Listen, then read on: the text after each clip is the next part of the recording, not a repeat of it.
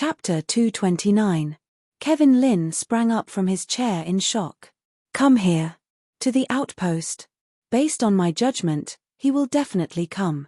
He will arrive on planet Baiji in 2 days, Fang Zhao replied. Kevin Lin's eyebrows twitched. This news had hit him hard. His brain rapidly weighed the pros and cons. The room quietened down. Fang Zhao did not disturb him and let Kevin Lin analyze the situation in detail. In a few short minutes, Kevin Lin thought a lot.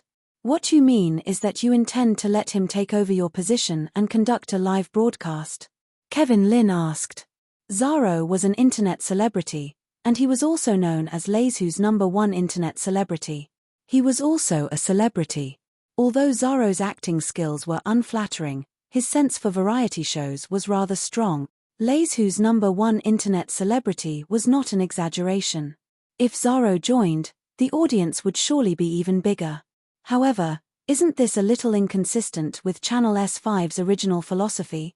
Given Zaro's unconventional and arrogant attitude and flamboyant way of doing things, Kevin Lin felt that it would be too difficult to coordinate well with him. Kevin Lin's expression was solemn. Zaro is really good at attracting fans. Although most of the time, he makes people want to beat him up, he does raise his popularity. He was seriously analyzing this problem. Based on the number of views and online views, Zaro's addition would certainly keep Channel S5 popular and trending, but was it worth it? Fang Zhao, you also know that Channel S5's previous audience members are older. Will they like Zaro's live broadcast method? Kevin Lin felt that Zaro's fans, whether they were true fans or haters, were generally younger. There were very few who were older than tens or hundreds of years. If Zaro was allowed to do a live broadcast, would the audience of the past give up? Kevin Lin was not too willing. After all, there were quite a number of people who worked in relevant departments. The opinions of retired elders were also very important. Actually, you can think about it from another angle, Fang Zhao said. Fang Zhao said, think about it. Why is Zaro the favorite of Leisu's governor in his generation? The Renault family had developed to this day and had already become an enormous family clan. There were many elites among Zaro's generation, and there were also people like Zaro who didn't follow the rules. But why was the governor of the Renault state biased towards Zaro? Kevin Lin agreed with what Fang Zhao had just said. That's right. Now that you think about it, it makes sense. Furthermore, Zaro's identity can help you obtain even more explosive news, Fang Zhao continued. Kevin Lin nodded again. He had thought of this as well. No matter what, Zaro's surname was Renault. On this planet, Zaro's mother's company was underwriting the projects. The troops from the Leiju military district also had trusted aides from the Renault family. With Zaro around, things would indeed be more convenient. Fang Zhao's words caused Kevin Lin to sink into deep thought. He was indeed prejudiced, but if he continued to maintain this attitude, it would only make him seem narrow-minded. Just as Fang Zhao had said previously, although Zaro's attitude was sometimes very infuriating, he had never done anything evil. That's true. How would we know if we don't try? Kevin Lin finally made his decision. Afterward, he used Baiji Military District's communications network to send a message to Zaro to discuss cooperation. The stars designated by Project Starlight could not be changed easily, but Fang Zhao's situation was special. Shanta had already settled the matter. All Fang Zhao needed to do was to arrange a replacement. While Kevin Lin and Zaro's agent were discussing the cooperation, Fang Zhao also contacted the 2 elders in faraway Yangzhou. What?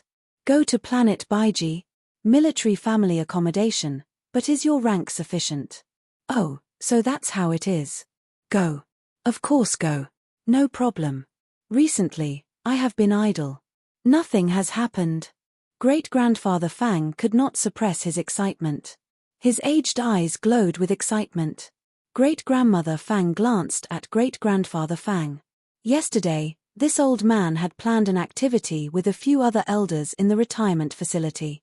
They had said that while they could still move, they would take a look at other continents and go on a global tour. She had never expected to receive such news today. However, if she had been given the choice, it would have been the same. If she could go to planet Baiji, of course she would go. As for other matters, they would be tossed to the back of their minds. The most glorious years of their lives had been spent in the military. Now that they were so old, they had thought that they would just be idling away in the retirement facility. They had never imagined that they would actually be able to go on a long-distance trip, and to the recently popular Baiji military district. For the two elders, this had extraordinary significance. After ending the call, Great-grandfather Fang excitedly told Great-grandmother Fang, "Quick, quick, quick, pack your things. Let's go to Yangzhou military district. Little Zhao said that they will send us to the space station. Then, together with the other military family members, we will board the third transport ship to planet Baiji." Actually, the two elders did not have many things. After all, they had both served in the military and understood the procedures very well. If they brought too much, they would be stopped at security. Some electronic devices were also not allowed. Many things in the military family quarters were distributed by the military district. Therefore, it only took half an hour to pack up. In the remaining time, Great-grandfather Fang went out to show off. "Old friends, whatever global tour, you guys go ahead. This old man wants to personally go to planet Baiji to pick up my grandson." On the day of departure, Great-grandfather Fang pulled his suitcase and took a photo with Great-grandmother Fang. He posted it on social media with the caption, "Set off for planet Baiji." After this status was posted, the number of comments increased rapidly, but Great-grandfather Fang did not read them. He had to hurry on his way after showing off a bit. Under the envious gazes of everyone in the retirement facility, Great-grandfather Fang and Great-grandmother Fang boarded a flying car headed for Yangzhou military district. On planet Baiji, the day before Fang Zhao left planet Baiji, at the end of his live broadcast, he said to the camera, "Due to a last-minute mission, I have to leave for a period of time. During this time, someone will take over my position and continue to broadcast on channel S5. I believe everyone will be pleasantly surprised." The news that Fang Zhao released caused a heated discussion among the audience. Fang Zhao is on a mission? Isn't he just a conscript? Why is there another mission? What secret mission can't be revealed? What I am more concerned about is who will take over Fang Zhao's live broadcast. Based on planet Baiji's current popularity, it should be a bigger star to take over Fang Zhao's live broadcast. Otherwise, it won't be possible. It could also be a military officer. After all, Channel S5 style is different from other channels. Maybe there is some shady deal involved. Regardless of the discussions online, First Frontline did not reveal any useful information about the replacement. It wasn't that no one had guessed it would be Zaro, but the moment it was raised, it was shot down. Could Zaro handle Channel S5 style? If Zaro was really used, Channel S5's accumulated reputation would be ruined. Thus, everyone focused their guesses on celebrities who had recently become popular and which celebrity had not made an appearance during this period. To give his fans a surprise, Zaro did not publicly reveal his whereabouts. Ever since he had decided to leave for planet Baiji, he had started a series of preparations. There had been no activity on his public platform for many days. To netizens, this was simply abnormal. The last piece of news regarding Zaro had been about him going to the Leizhou governor's official residence.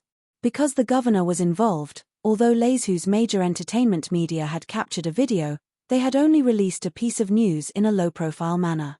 They did not dare let their imaginations run wild. In any case, Zaro going to the governor's official residence was not a rare occurrence. Perhaps the reason he had been quiet during this period was because he had made a mistake and had been locked up in his room by the governor. When Zaro arrived on planet Baiji, Fang Zhao had already left. Not long after, a flying transport set off from the base and headed for Outpost 23. The flying transport was different from the one used by Baiji Military District. It was a different model and had the words Luo Bu Construction Works printed on it. Luo Bu Construction Works was a leading enterprise in Leizhou's construction industry. It was also the family business of Zaro's mother. This time, they had contracted a large project on planet Baiji. Zaro's mother was an executive at Luo Bu Construction Works. On the flying transport, Zaro looked down at the scenery of planet Baiji. The climate here is pleasant, flowers and trees flourish, and the clouds are thin. Zaro's agent was calmly organizing information on Outpost 23. He did not even raise his head when he heard this. Be more direct. Express your purpose in a more direct manner. I suddenly don't feel like eating watermelon. This time, it was simple and clear. Zaro's agent's expression was like the deep sea when there was no wind. He silently stared at Zaro for a few seconds before saying, "Senior Master." Zaro raised his hand to interrupt his agent and corrected him. "Please call me Smiling Angel." "All right, don't eat watermelon, don't plant watermelon." Zaro's agent was already numb to Zaro's constant changing of mind. As for Smiling Angel, that was definitely a halo Zaro had given himself at the last minute. Zaro's agent said solemnly, "The governor said that this time, we must bring about a positive impact. You promised." "I know. Positive, isn't it just smiling more and not quarreling? Therefore, coming here, I am no longer Lezu's senior master. In the future, please call me Smiling Angel." Zaro's agent. "I feel that your understanding of the governor's words might differ from mine." Zaro's tone was sincere. "Trust me. There is no mistake. You said the same thing when we invested in a 100-episode web series. In the end, we lost 90 million. Zaro pretended not to hear anything and gazed outside. "Hey, I can already see Outpost 23. At the outpost, Kevin Lin had already received the news and was waiting there. Today, Zaro had changed into a fluorescent yellow jacket, as if he was afraid that others would not notice him. Zaro looked at the people around him and asked, "Where's Fang Jiao?" "He has already left Planet Baiji." "Senior Master, do you have a message for him?" Kevin Lin asked. Zaro raised his hand and waved it off. "Nothing else. Tell him to go in peace, Kevin Lin." These words were not pleasing to the ear. "All right, cut the crap. Quick, camera, lighting, cameraman, hairdresser." "Forget it, I didn't bring a hairdresser. Everyone, get into position. I am preparing to go live." Zaro quickly got into his role. Fan Lin, who was standing to the side, had thought that Zaro would look for him first when he arrived. He had not expected that Zaro would first think of a live broadcast. Fan Lin did not say much and silently walked to the side. In any case, he had not thought of how to converse with this famous Leiju young master. While Zaro was struggling with his image, Kevin Lin had a short conversation with Zaro's agent. Zaro's agent told Kevin Lin that Zaro was actually not as useless as people thought, and his body was not that weak. During Zaro's university service, his dad had sent him to the military for a year of training before he had been released. He had not left the planet and had served in the Leiju military. This matter was not considered a secret. During that time, videos had been leaked, showing Zaro's daily training. It had been tough and not as leisurely as people thought, so he had often been assigned some manual labor. In terms of survivability and marksmanship, Zaro was better than many celebrities. No matter how unconventional he was, his surname was Renault. Kevin Lin had set up the live broadcast signal in advance for Channel S5 viewers to get ready to watch. 5 minutes later, the camera switched to live broadcast mode. Zaro faced the camera and flashed a brilliant smile that he thought was full of sincerity. "Hello everyone. I am the mysterious person who will be taking over Fang Jiao's live broadcast online audiences. Are you surprised? Are you surprised? Are you happy? Online audiences. I will be spreading love and justice in Channel S5's upcoming live broadcast. From now on, please call me Lezu's Smiling Angel." Chapter 230. While Zaro was broadcasting live under the title of Lezu's Smiling Angel, Fang Jiao was on his way to Planet Y. Planet Y used to be near the back of the development sequence, and its circumstances were similar to Planet Baiji. Every year, it relied on military and civilian donations to survive. However, its circumstances were slightly better than Planet Baiji's. It was gentler. This gentler did not refer to the climate but to the life forms on this planet. Perhaps just looking at the flora and fauna on Planet Y did not seem that special, but compared to Planet Baiji, Planet Y was really gentler. If the threat of Planet Baiji's fauna was divided into 10 levels, It was rare to see anything with a danger rating of over 5. It was precisely because this planet was not as dangerous as Planet Baiji and the soil quality was acceptable that more researchers came to Planet Y every year than on Planet Baiji. Even Fan Lin had set up a plot of land here. If not for the fact that the results of Baiji's experiments were more gratifying, Fan Lin would not have sent researchers over every year.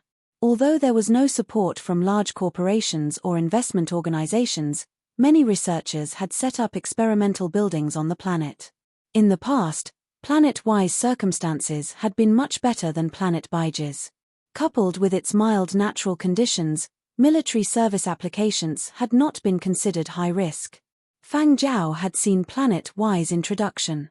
Similarly, there was only grade A- ore. The difference in energy grade was like heaven and earth.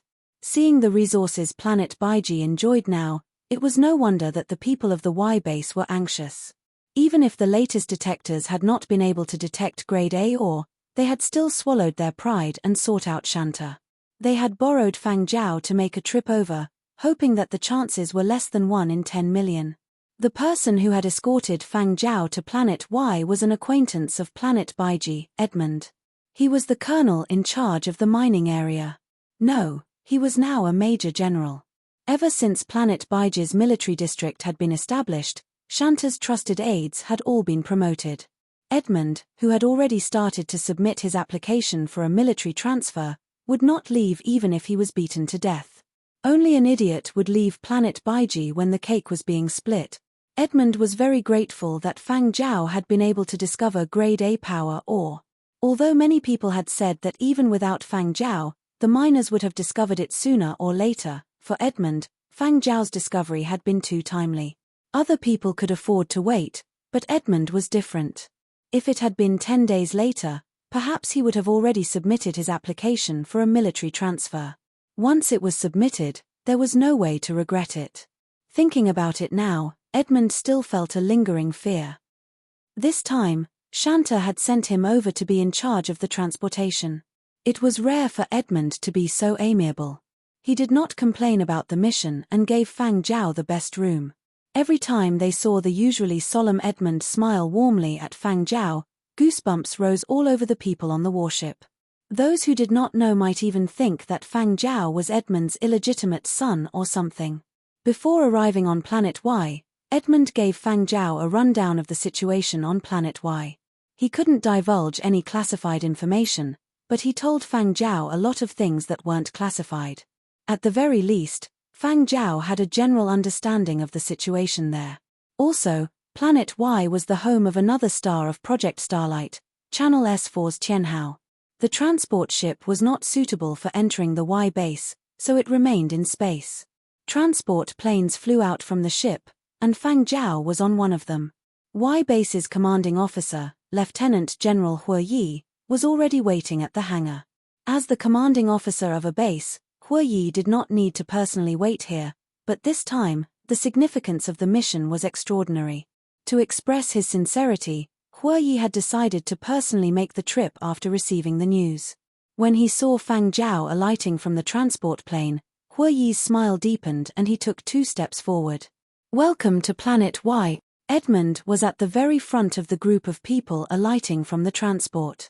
Whether it was intentional or not, he blocked Fang Zhao behind him, blocking Hu Yi's line of sight. When he reached Hu Yi, he saluted.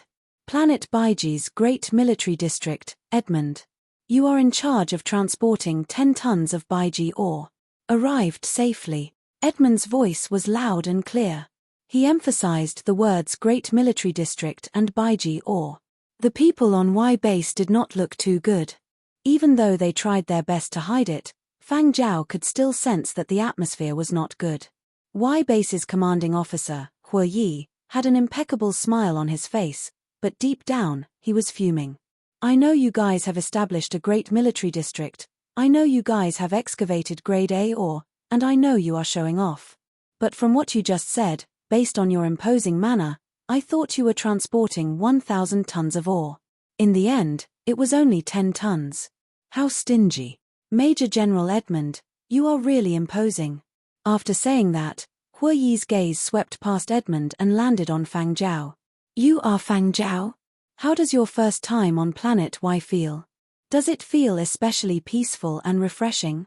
Fang Zhao agreed with what Huoyi said. Indeed, from the moment he had stepped out of the transport, Fang Zhao had not felt a constant sense of danger. Even though it could not be considered absolutely safe, it was still within the realm of peace. This peace was not just because he was on Y base, but because of the overall feeling. Without waiting for Fang Zhao to reply, Huoyi said, "This place is not as dangerous as planet Baiji. It is very suitable for living. Build a manor, castle, and the like." Many young people like to fantasize about manors and castles. Huoyi planned to use this to tempt Fang Zhao. When Edmund heard this, his expression turned ugly. "I haven't left yet. Are you so eager to poach me?"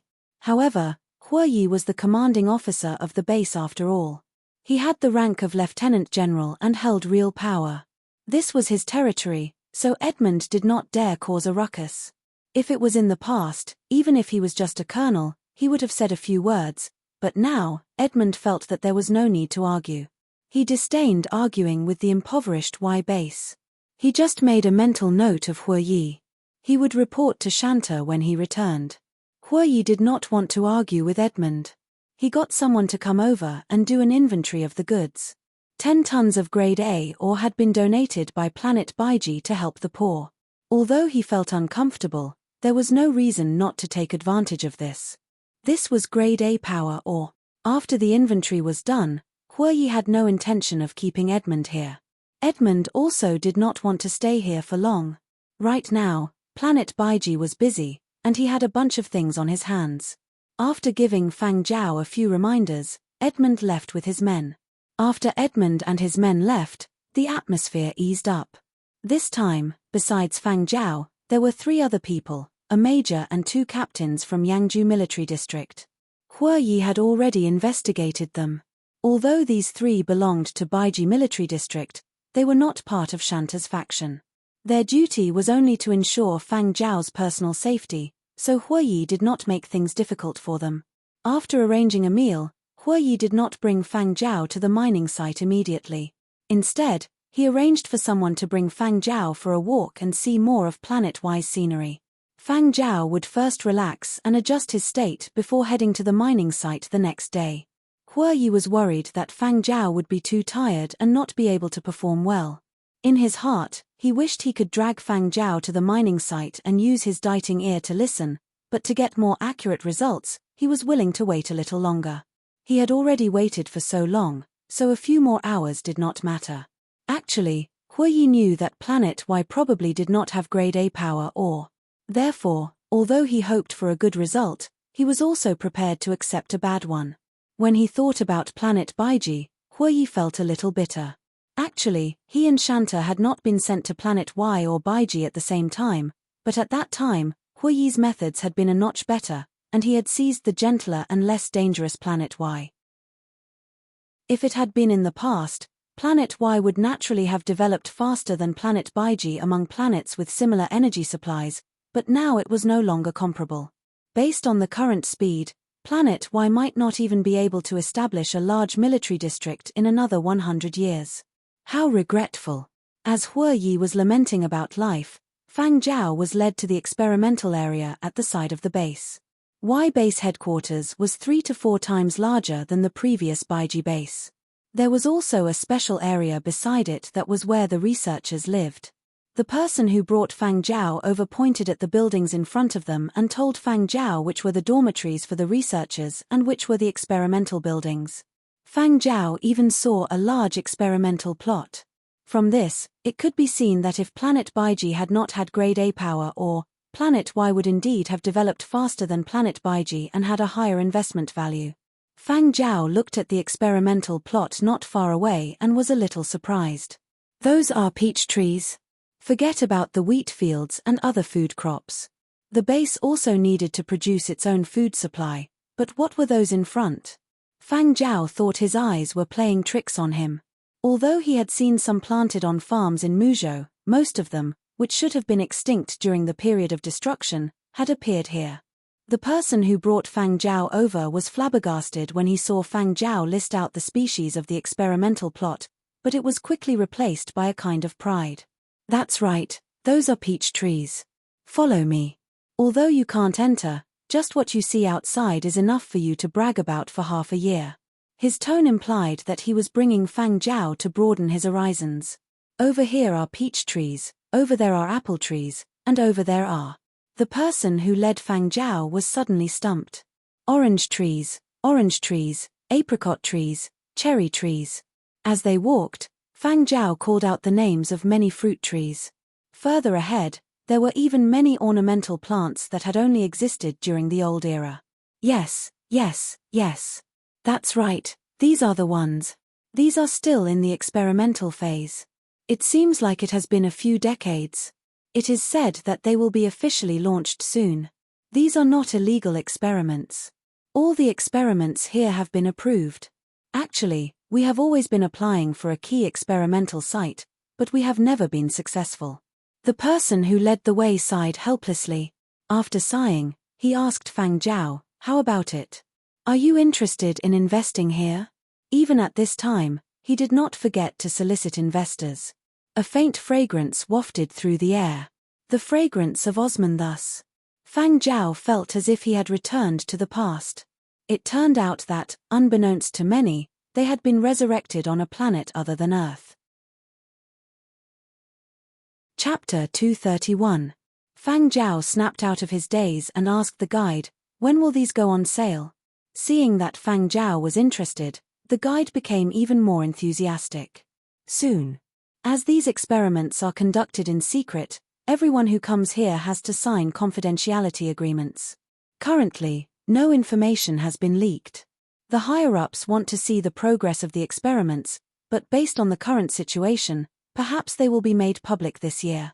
The experiments here were nearing the end, and there were no more technical difficulties to solve, so the ones left behind were the researchers working under the big bosses of the research teams.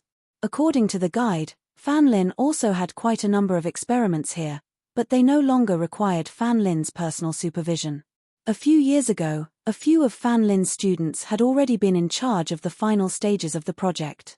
Because of this, Fan Lin could now focus most of his attention on planet Baiji.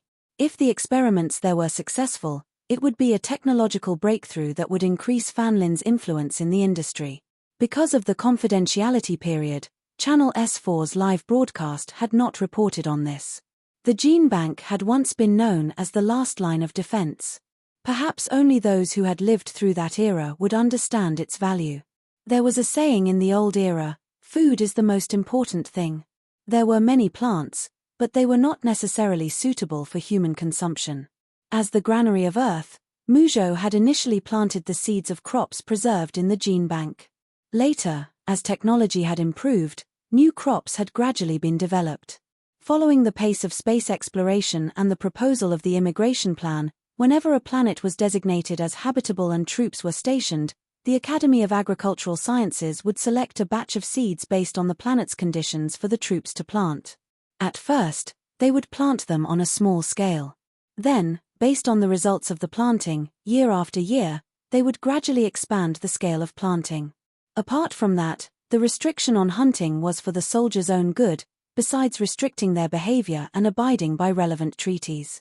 No one knew if animals on a foreign planet carried any unknown viruses that could not be resolved, and there was no way to determine if long-term consumption would have any other negative effects. The decision to resurrect the seeds in the gene bank had been made after a discussion between a dozen experienced professors from the Academy of Agricultural Sciences. To test whether long-term consumption of these plants and animals on a foreign planet would have any negative effects on the base's soldiers and whether it would hinder the immigration plan required long-term experiments and many years of observation before a definite result could be obtained. This was one of the reasons why the soldiers of the base went for physical examinations several times a year. In order to reach a definite conclusion, the experiment cycle would be too long, and it would consume even more manpower and financial resources. In comparison, it would be better to resurrect some safer and more suitable crops from the gene bank. Although it would require many years of experimentation, and it would require a large number of plants and seeds, the cost would be lower. When they lacked food or were in a desperate situation, they wouldn't care about anything. But since they had the conditions, they would naturally choose a safer and more efficient method. In order to resurrect extinct plants from the gene bank, food crops take precedence, because you have to eat first. Only after eating their fill would they want to eat well. More delicious fruits and vegetables were also proposed one by one. Then, there were those ornamental and recreational landscape plants. There weren't that many medicinal plants, because many plants had survived the period of destruction and were more useful in terms of resistance to diseases. The experimental plots on Planet Y weren't small, but the application for a research base had never been successful. This was because Planet Y's development was lagging behind. The cost of transportation was too high, and traveling was inconvenient. Therefore, only a few researchers were sent over every year. As for the expenses that exceeded the budget, each project team had to figure out their own way. Seeing that Fang Zhao was interested, the guide said a lot more, hoping that Fang Zhao would invest here. Over here, big investors looked down on them because they knew that investing in Planet Y wouldn't bring them much profit in the short term. Now that Planet Baiji had jumped out and invested in Planet Baiji, Planet Y wouldn't be able to pull anyone in. Fang Zhao didn't say he would invest, but he didn't say he wouldn't either. The guide wasn't sure what Fang Zhao was thinking. He wanted to say a few more words, but the weather suddenly turned bad and it started raining, so he hurriedly brought Fang Zhao back to the base. The accommodations that Y base had arranged for Fang Zhao were pretty good. Fang Zhao didn't see Channel S4's Tianhao or the special correspondent. He heard that they had gone somewhere else. During this period, Tianhao had been running around, either doing live broadcasts of fishing in wild lakes or viciously raping flowers. Literal meaning. The fish he caught were even preserved as dried fish, and the wild flowers that Tianhao had plucked were made into specimens. It was rumored that the lucky viewers would be chosen online. This was also a method that Channel S4 had come up with to boost their popularity after Channel S5's strong push. Actually, it didn't matter if he couldn't see Tianhao. Even the most primitive forests were a piece of cake for the base's military, which possessed firearms and all kinds of combat equipment. Because Planet Baiji was listed at the top of the development sequence, every piece of land had been properly planned. It was not something that the current Fang Zhao could meddle in. That was a place for the various big shots to split up the cake and wealthy businessmen to fish for gold. The current Fang Zhao was not qualified to participate. And on Planet Y, power or production couldn't keep up. There was a lot of advanced equipment, and the new warships couldn't be docked for long. It was destined to remain in its current awkward state for a short period of time. If the application for a research base was approved, Planet Y base would have an additional source of funding. If the application failed, Planet Y could only maintain its current state. There was no grade A or here, and perhaps even in 100 years, no large investment groups would be willing to come over. The difference between Planet Baiji and Planet Y would only grow. In a few years, perhaps it would be like the difference between a first-tier city and a remote village during the old era. This was the reality that everyone on Planet Y base had to accept. When he returned to Planet Y base, the atmosphere was a little gloomy. The people on Planet Y base weren't as enthusiastic, but Fang Zhao didn't mind. He didn't enter the base immediately. Instead, he found a rock outside the base near the research area and sat down. The people on the base didn't bother with him. The 3 bodyguards were very responsible and stood guard beside Fang Zhao, even though they didn't know what Fang Zhao was doing there. The 3 exchanged glances and ridiculed Fang Zhao's strange behavior in a way that only they could understand. One of them noticed Fang Zhao suddenly turn his head to look at a certain part of the forest and immediately became alert. They didn't see anyone else there, but Fang Zhao's behavior clearly indicated that he had discovered something. The 3 bodyguards also knew that they might not be a match for Fang Zhao in terms of strength, and their hearing abilities were crushed by Fang Zhao's. Since Fang Zhao had discovered something strange, there was definitely something going on. Are your ears really as amazing as the rumors say? A figure walked out from behind a tree in the forest, but he didn't seem the least bit embarrassed about being discovered. The newcomer was Channel S4's Tianhao. He had heard that Fang Zhao had arrived on Planet Y yesterday, but it had been too late and they had been too far from the base. Today, he had returned to the base to wait. He had originally wanted to test out Fang Zhao's skills and see if he really had the ability to earn a second-class merit. Even if Fang Zhao had 3 bodyguards by his side, he had thought that his sneak attack would be a success.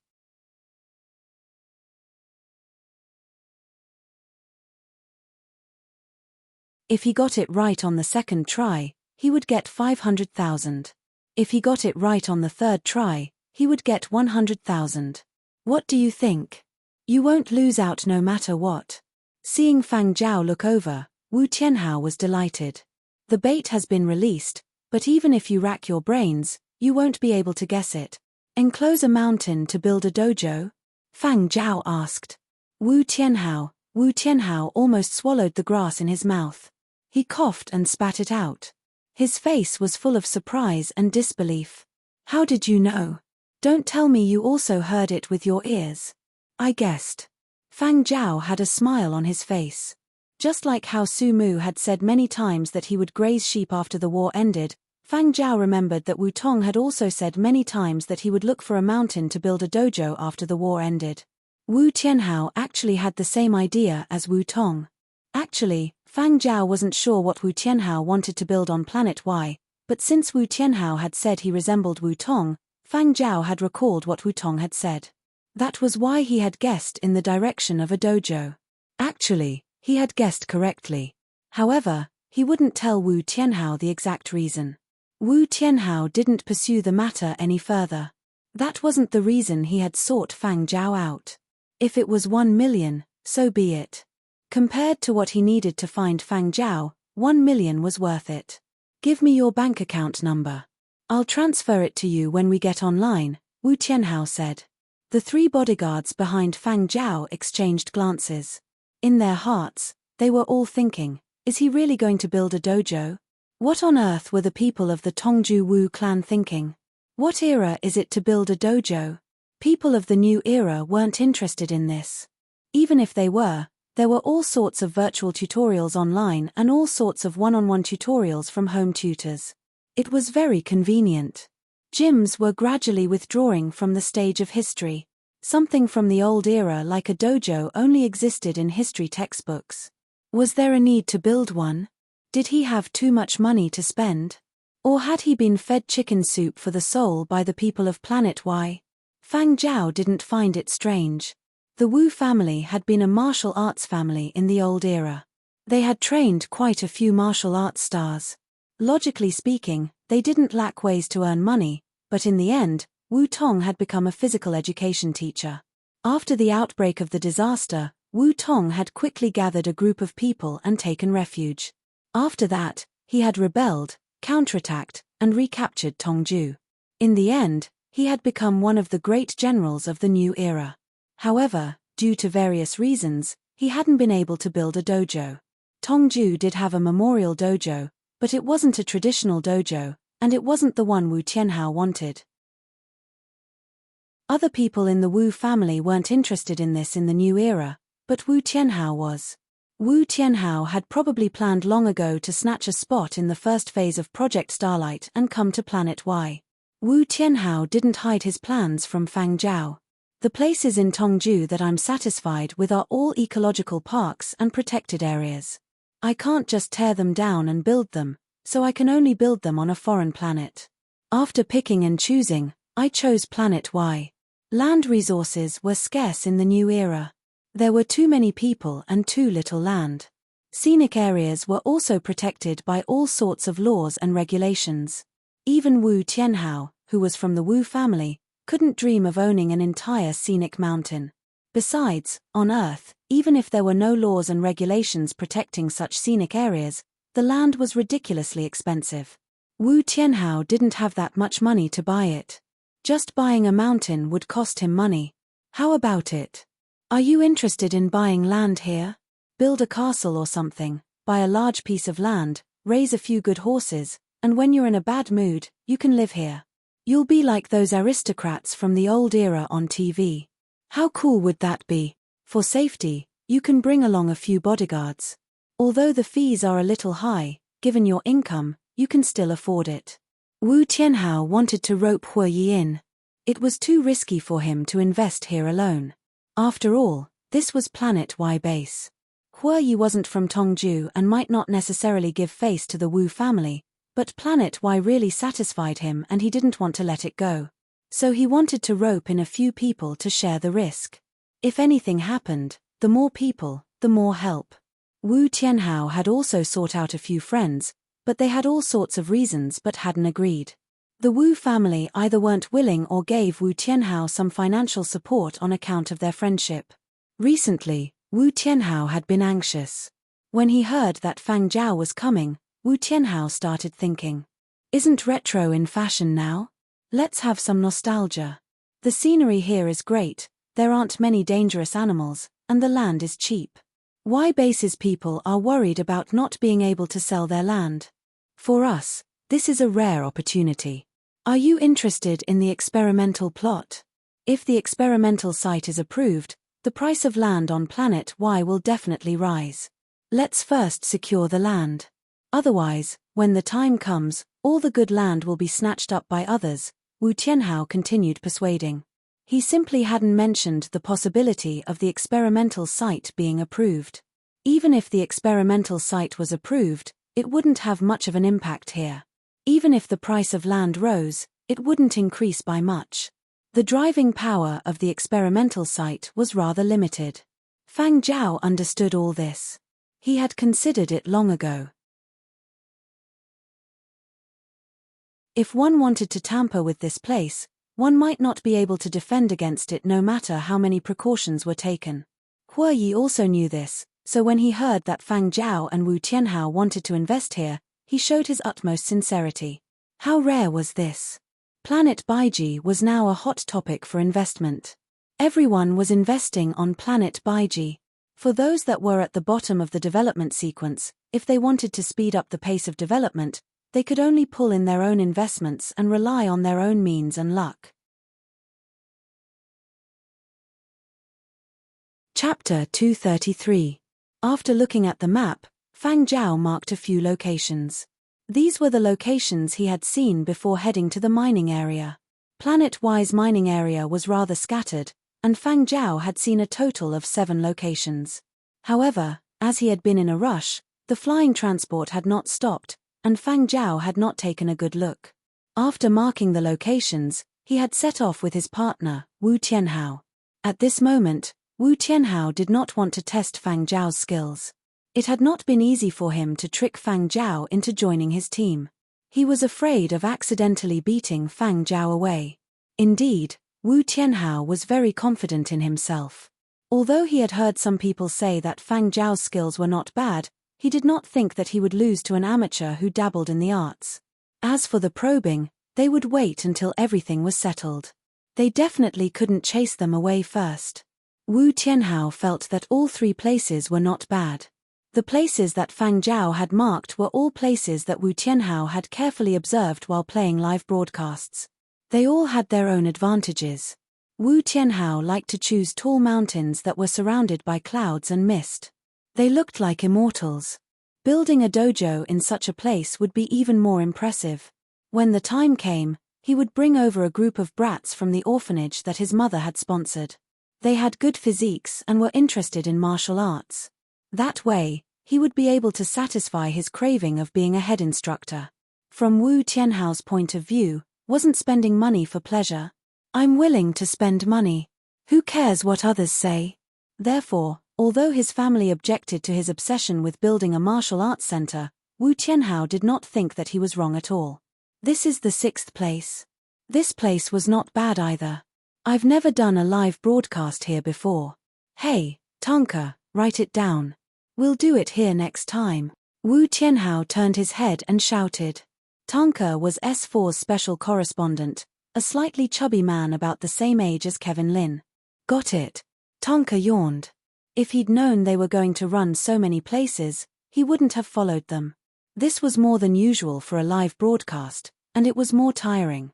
Last night, Wu Tianhao's bullshit about I have a dream and so on had not slept well. Today, he was extremely sleepy. Next.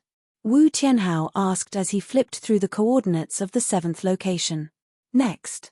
Fang Zhao had just finished speaking when he heard a rustling sound from the bushes in front of them. The sound was getting louder and louder as it approached them. The 3 bodyguards by Fang Zhao's side, the 2 bodyguards by Wu Tianhao's side, and the soldiers dispatched by Y base to follow them all raised their guns. Wait! Fang Zhao stopped him. After a while, a figure jumped out from the bushes. The 2 breeders had no choice but to give up. They looked at each other and prepared to use a tranquilizer gun. But when the tiger-eared monkey saw what the breeders were doing, it screamed even louder. Wu Tianhao frowned. Drag it out, beat it to death, and cook it in a pot. It's so noisy. The cries stopped, and the tiger-eared monkey turned to look at Wu Tianhao. It bared its teeth fiercely, and this cry was even more piercing than before. The breeders laughed bitterly. Don't talk nonsense. It has been around humans for a long time. It can understand certain things. It runs in this direction every time? Fang Zhao asked. Yes, all 3 times. The first time, it was at the foot of the mountain. The breeders pointed out to Fang Zhao. The last time we caught it, it had eaten its fill and was sleeping in a tree hole. It didn't wake up even when it was raining outside. Lab-born animals aren't as vigilant as wild ones. Fang Zhao looked at the area the breeders pointed out. Let's go down and take a look. If there are no other problems, this is it. The breeders felt that this wouldn't do. What if the little thing ran too far? Capturing it would be exhausting. But when he saw the gesture of the colonel accompanying them, he stopped himself and said, "All right, I'll bring you there. We are familiar with this area too." In the eyes of the people at Y base, a lab animal was far less important than the 2 investors here. Huo Yi had said that the most important thing now was to get money from Fang Zhao and Wu Tianhao. When Fang Zhao boarded the flying transport, the tiger-eared monkey didn't loosen its grip. The journey wasn't far, so Fang Zhao might as well stand. After flying the flying transport to the foot of the mountain and finding a place to land, Fang Zhao alighted and walked toward the woods. Wu Tianhao looked around and said, "You don't say. I couldn't feel it on the mountain, but it feels pretty good coming down." He couldn't tell what was good about it. It just felt comfortable and refreshing. Wu Tianhao pondered for a bit before saying, "This is probably what the archaeologists said about good feng shui." Fang Zhao didn't know much about feng shui, but he felt that the animals on this planet had better instincts when it came to choosing places. Even if it was an animal born and raised in a laboratory, from what the 2 breeders had said, this little fella was rather intelligent. Not having the aggressiveness of wild animals didn't mean they didn't have the ability to choose their environment. Furthermore, the tiger-eared monkey could sleep so peacefully on rainy days, so there wouldn't be any abnormalities. According to the information provided by Huo Yi, this place wasn't in an earthquake zone, and there had been no dangerous incidents. Most importantly, Fang Zhao was satisfied with this place. Then shall we choose this place? There are quite a few mountains nearby. I'll pick one that suits my eyes and build a dojo. Wu Tianhao surveyed the surrounding land and felt that 2 people was too weak. We can't compare to those large investment groups. 2 people isn't enough. Why don't we call more people? I still have a few friends I know. Let's call them over to invest too. Wu Tianhao glanced at Fang Zhao. Do you know anyone who is willing to invest? Fang Zhao thought for a bit. Zaro Reno is on planet Baiji. You can ask him. Chapter 234. I have to stop a few times every month. I'm embarrassed to say it myself. After updating, I originally didn't want to post a single chapter, but I couldn't fall asleep, so I decided to post one. That way, I could sleep more peacefully. Yes, I rely on this to make a living, but my life isn't just about writing. I can't just sit there and do nothing, and I can't just write. A chapter may only take an hour for some speedy authors, but it might take me half a day. When I need to look up information, I might not be able to write a chapter even after half a day. I've said before that everyone should stop waiting after midnight, because I don't know when I'll be able to update. If I don't update at night, as long as there are no delays, I can make up for it the next morning. Sometimes, it's because of physical reasons, and sometimes it's because of other things. My friends who have followed me through the previous few novels all know that I rarely talk about real-life matters in my novel updates. Sometimes, I don't talk about it, not because I'm disrespectful, but because I don't know how to bring it up. After all, it's a private matter. I know that stopping a novel will damage my popularity, not to mention that I stopped updating during the ban period. I'll be blacklisted by the editor. I rarely explain anything, and I don't want to make up excuses. I don't want to act pitiful. As I said, I'll definitely update if I can. It's normal for me to write until 2 or 3 in the morning. For those who can't wait to give up, I'm sorry, I couldn't do what everyone expected. After all, everyone has supported me before. Thank you. For those who chose to keep up with the novel or choose to read it after it's finished, I'm also grateful. As long as you choose the original version, it won't be too late for you to support me at any time. I'll be right here. Also, for those who are still following the serialization and persisting in voting, I really don't know what to say to thank you. I can't guarantee anything, I've raised too many flags. I can only say that I'll do my best and hope that I can be worthy of everyone's constant efforts and support. Chapter 235. Since he had already conned one person, Wu Tianhao believed that he would soon be able to con a second, third, or even more. As for Why Base's Hui Yi and the others, they were all in favor of Wu Tianhao's idea. The more people he conned, the better. When the time came, Wu Tianhao could pull some strings and increase his popularity. Perhaps the success rate of applying for a research base would increase significantly. The reason the higher-ups hadn't approved for a research base was probably because they felt that planet-wise development potential was still to be seen. Human traffic was low, transportation costs were high, and there were no large commercial organizations stationed there. Y Base wasn't the only place with experimental plots. Since there were better options, there was no need to choose Planet Y. Hui Yi had to make haste if he wanted to apply for a research base as soon as possible. Thus, he had given Fang Zhao and Wu Tianhao quite a bit of convenience. He had also lifted the restrictions on communications, but he still had to abide by the rules. With Hui Yi's help, Wu Tianhao pondered who he should contact when he got back. It would be safer to rope in more people. Without human traffic, it wouldn't be enough to create a buzz. No amount of money would make a splash. Now that the collaboration was still under negotiation, Wu Tianhao didn't intend to let people know. Thus, he avoided people during the live broadcast and focused on the surrounding mountains. As he broadcast, he also carefully selected the surrounding mountains. But no matter how hard he tried to hide it, Wu Tianhao couldn't completely hide his good mood from finally getting a partner. Channel S4's online audience was practically all Wu Tianhao's fans. They knew Wu Tianhao very well, and when they saw his mood today, they had an idea. Don't you guys feel that Wu Tianhao is smiling especially brightly today? I can see that too. Could it be that something good happened? Is he hitting on a nurse again? That can't be. Did something good happen to this guy? However, Wu Tianhao didn't know about the online discussions.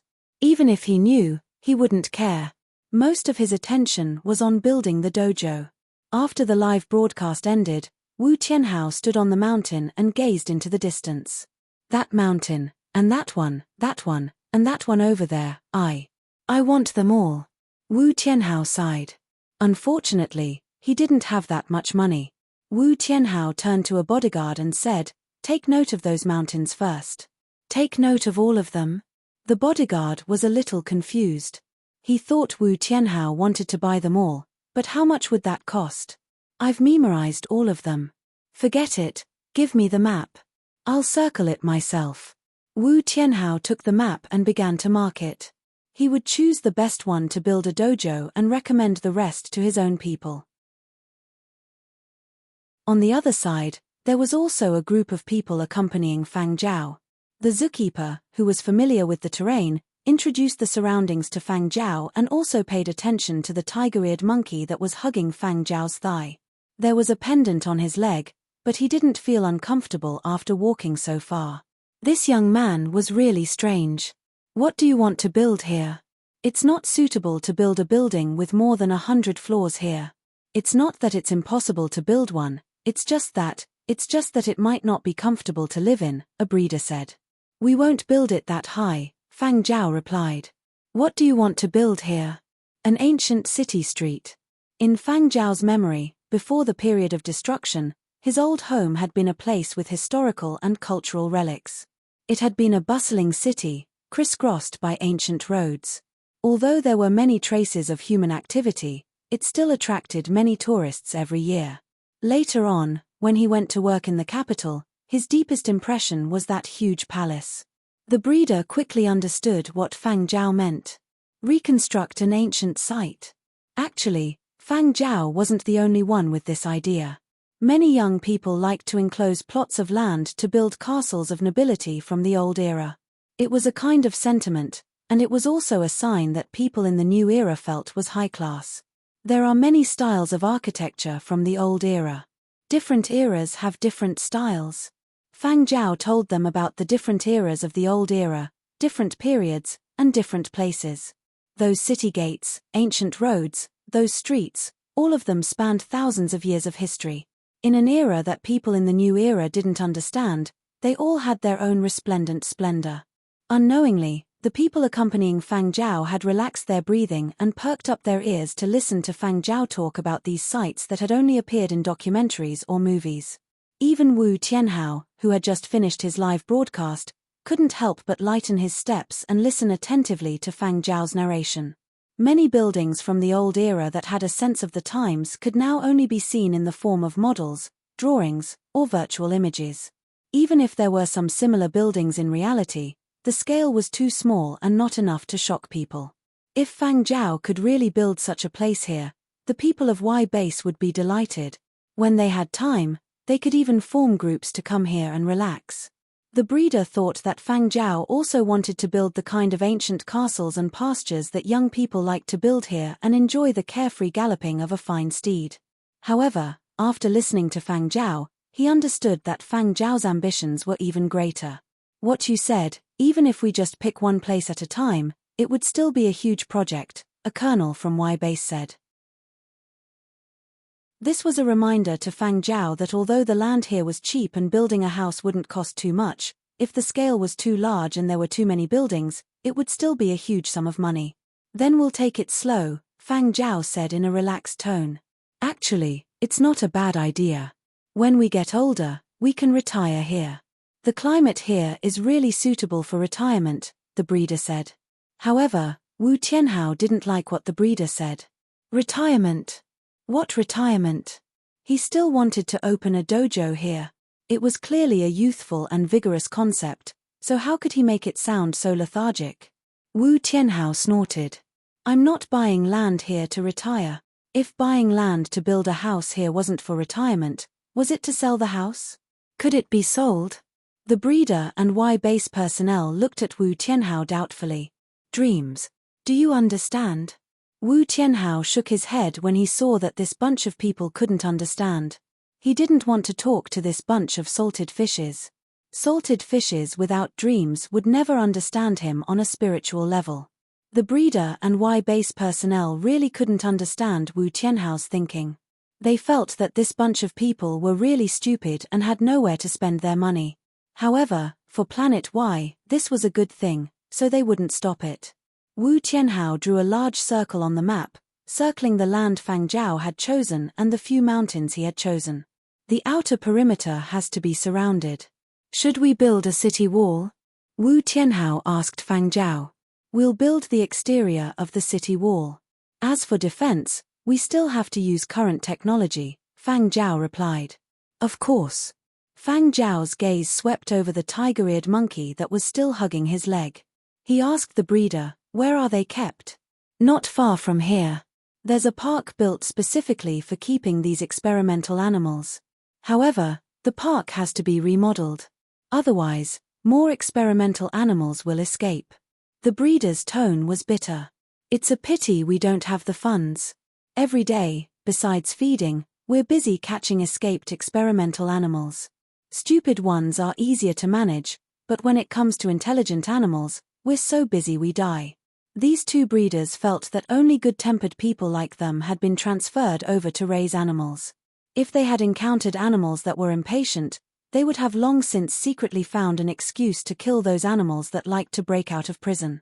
Are these all completed experiments? Fang Zhao asked. Most of them are.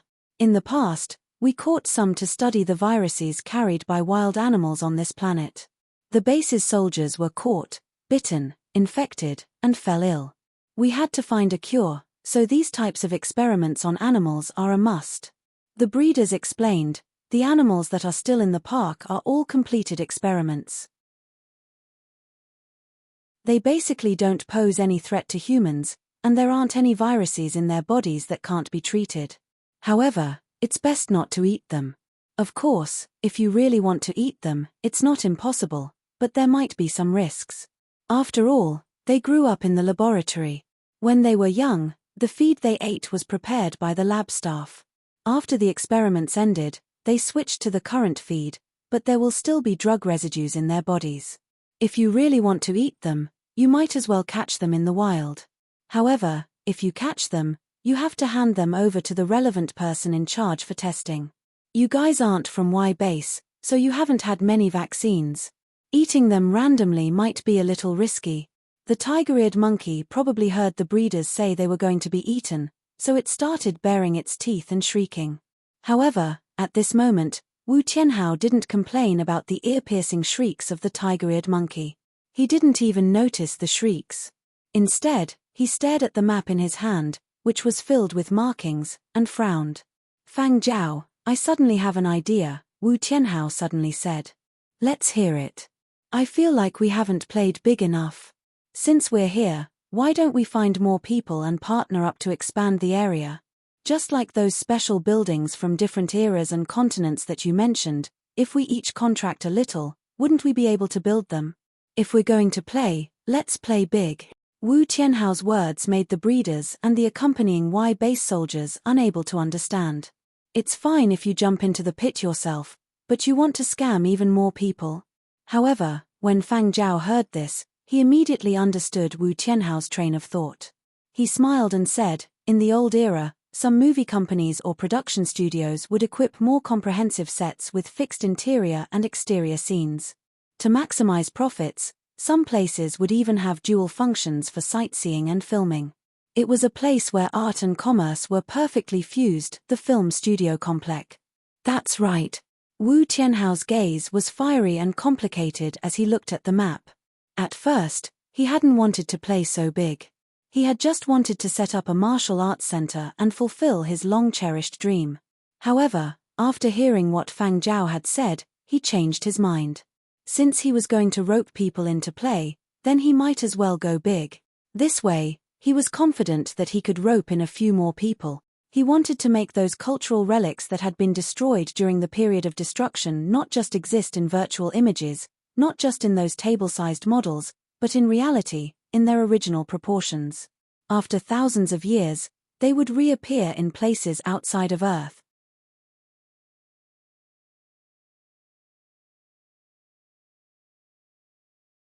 Fang Zhao briefly explained the general plan. If things go smoothly, we can try to apply for a film and television cultural base in the future. Film.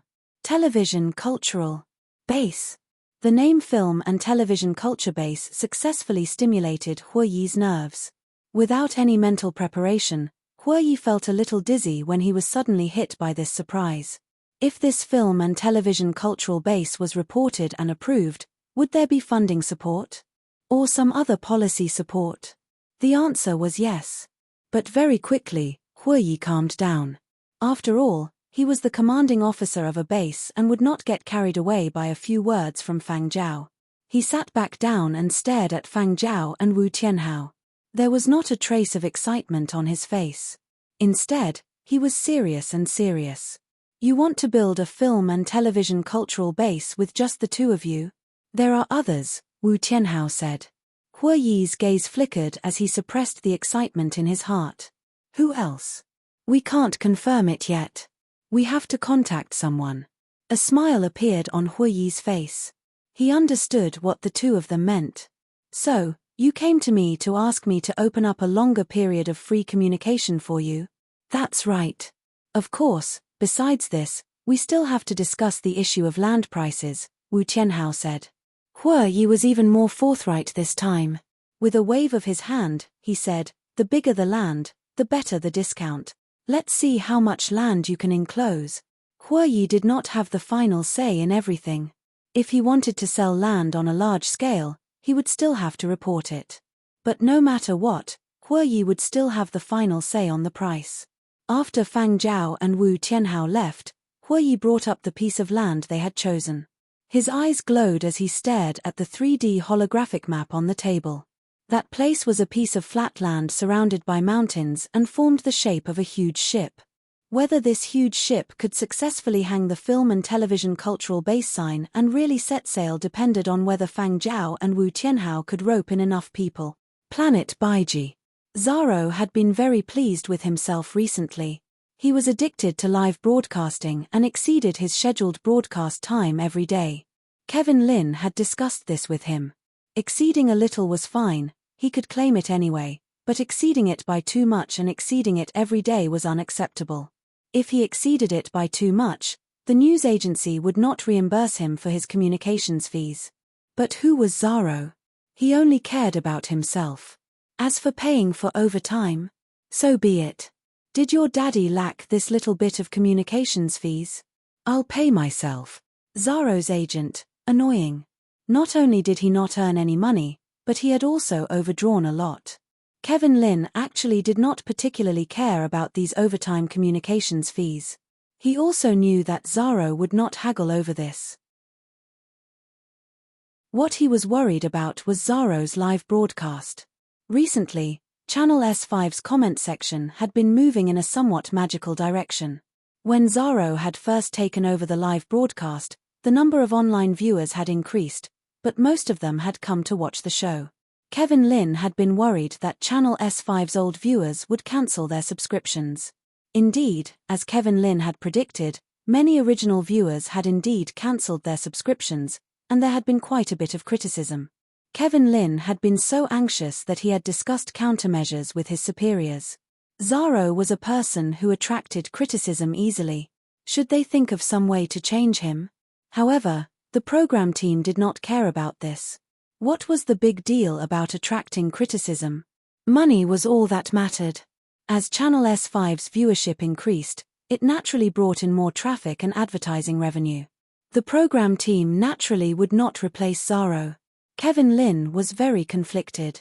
He had even left a message for Fang Zhao, saying that Fang Zhao's predictions were inaccurate and that Zaro would not be able to retain the original viewers. But after a few days, Kevin Lin had been slapped in the face. Some of the original viewers who had left had returned.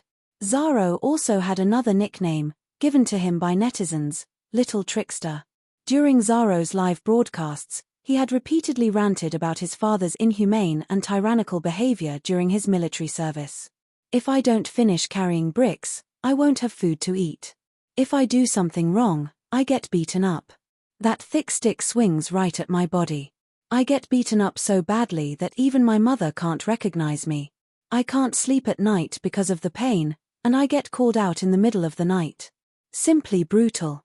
Zaro's father's reputation for brutality had also spread rapidly. Rumor had it that Zaro's father had been so angry that he had almost personally rushed to Planet Baiji to beat someone up. Of course, this bit of ridicule was nothing much. Netizens felt that Zaro had tricked his father because some of the laws that had yet to be promulgated had been revealed first. Regardless of which family member Zaro had heard the news from, the credibility of the information was rather high. Although Zaro liked to show off, he would not go so far as to spout nonsense. Yesterday, Zaro had mentioned that some people in a certain financial district would be out of luck. This morning, an announcement had been made that the bosses of a few financial firms had been taken away. Rumor had it that Lei Ju had not intended to investigate so quickly, but Zaro had been too quick to reveal the truth, so they had no choice but to act.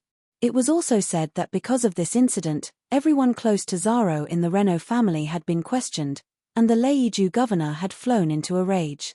Thus, many entertainment media outlets broke the news about Zaro. Shock. Leisu's famous young master cheats on extraterrestrial live broadcast. The netizens were all roaring with laughter. Now that Channel S5 could see the construction situation on planet Baiji, they could also watch some entertainment. Perhaps they could even come across some of the unpromulgated policies that Zaro had mentioned. Quite a number of viewers had changed Channel S5's notification. Every time before a live broadcast, the system notification would read, "The deceitful little expert you are following is about to go online." Fang Zhao knew all this, but he did not believe that the truth was as it was said online. Even Wu Tianhao had sneered when he found out. Would the Renault family reveal things that had been kept secret to Zaro? What kind of person was the governor? Did he not understand Zaro's character? The whole family was putting on an act. They were just playing along.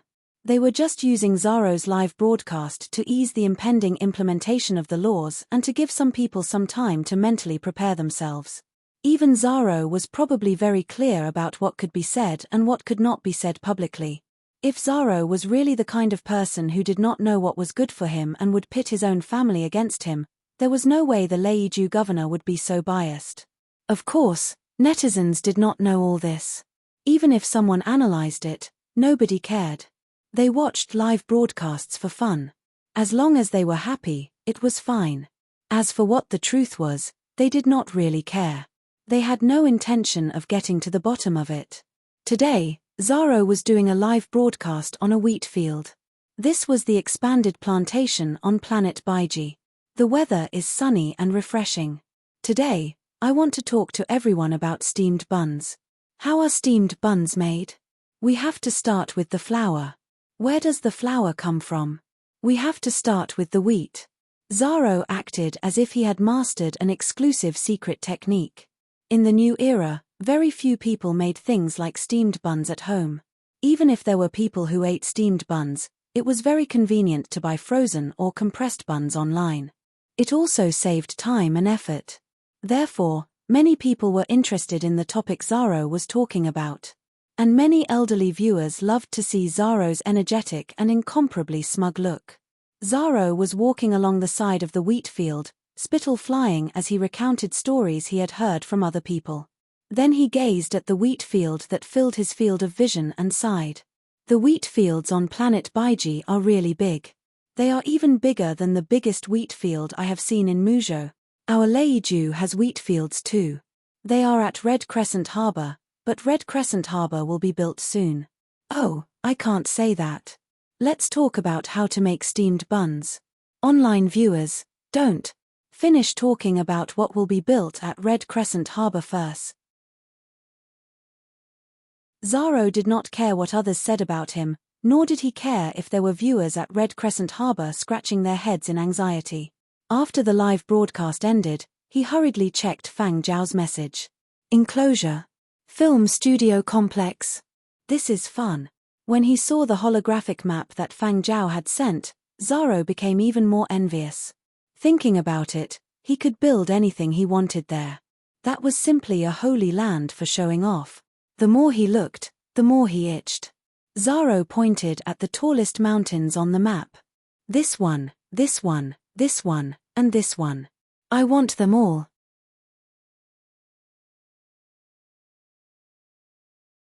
Chapter 237. Zaro's agent's face was wooden. While Zaro was fantasizing about the future, he delivered a cruel blow. Senior Master, we have no money. Impossible. Zaro stared. We don't have much money left from the auction and the land we bought, Zaro's agent explained patiently. Zaro was shocked. You really have no money? Zaro's agent looked straight into Zaro's eyes and said seriously, we really don't have any money this time. He wasn't lying to Zaro. They really didn't have enough money to buy land, not to mention that Zaro was dreaming if he wanted to buy a large piece of land. Even if he did, he would advise Zaro to give up on this idea. The risk of investing on planet Y was too great.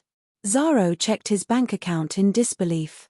Then, he was hit by the cruel reality and sat in his chair in a daze. To think that he, the big brother of Leiju, would actually be in such a predicament. If he couldn't happily show off, he might as well go home and plant watermelons. Zaro thought about it. He wasn't willing to give up on his plan to buy land on planet Y. He was pondering how to get money. Zaro's agent's heart skipped a beat when he saw Zaro's eyes darting around. Having been by Zaro's side for so long, he knew exactly what Zaro was up to.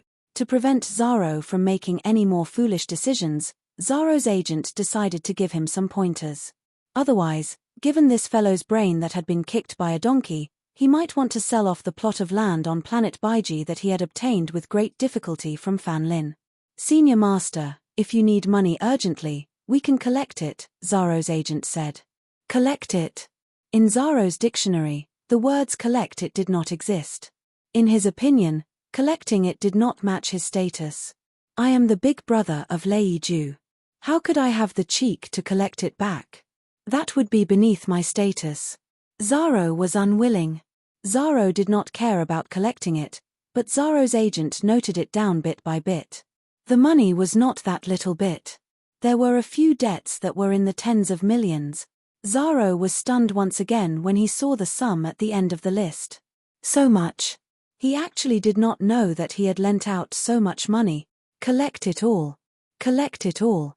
Zaro gritted his teeth and turned to his agent. You go and collect it. Zaro still could not bring himself to do it. The agent didn't mind. He had long wanted to get back those debts. They weren't the ones who owed the debt, so there was nothing to be embarrassed about. But previously, he was worried that Zaro would strongly oppose it. Now that Zaro was finally in need of money, he had to settle this matter as soon as possible. The agent was very satisfied with Zaro's decision. He thought to himself that he would let Zaro squander as much money as he could get back. I can chase the others, but for the one from Lajo, I think it would be better for Senior Master to personally chase him.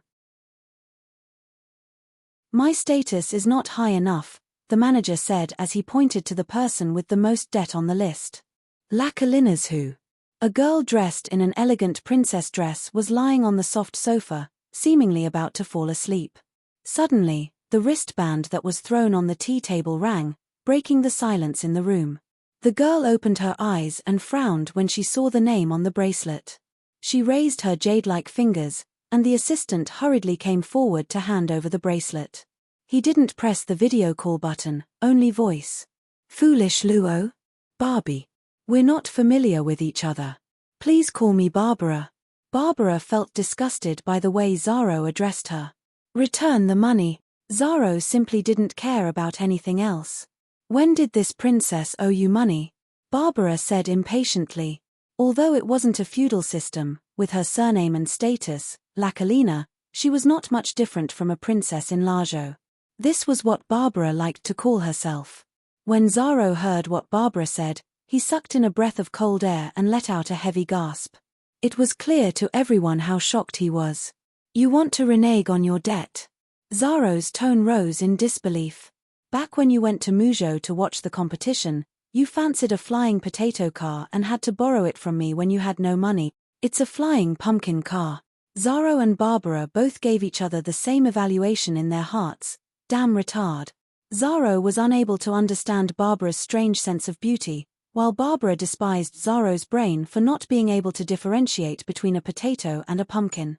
However, after hearing Zaro's words, Barbara recalled that she had borrowed this fellow 10 million to buy a flying car. Back then, she had lost quite a lot of money betting on dogs.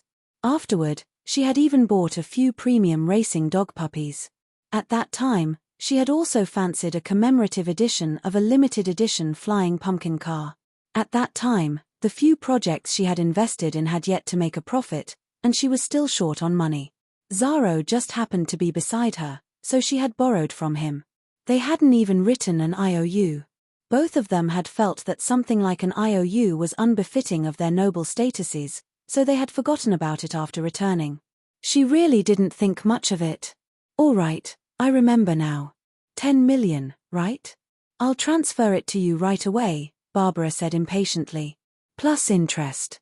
You have to return 20 million. You said it yourself. Zaro said. Did I say it? Barbara couldn't remember what she had said back then. Yes. Zaro said with certainty.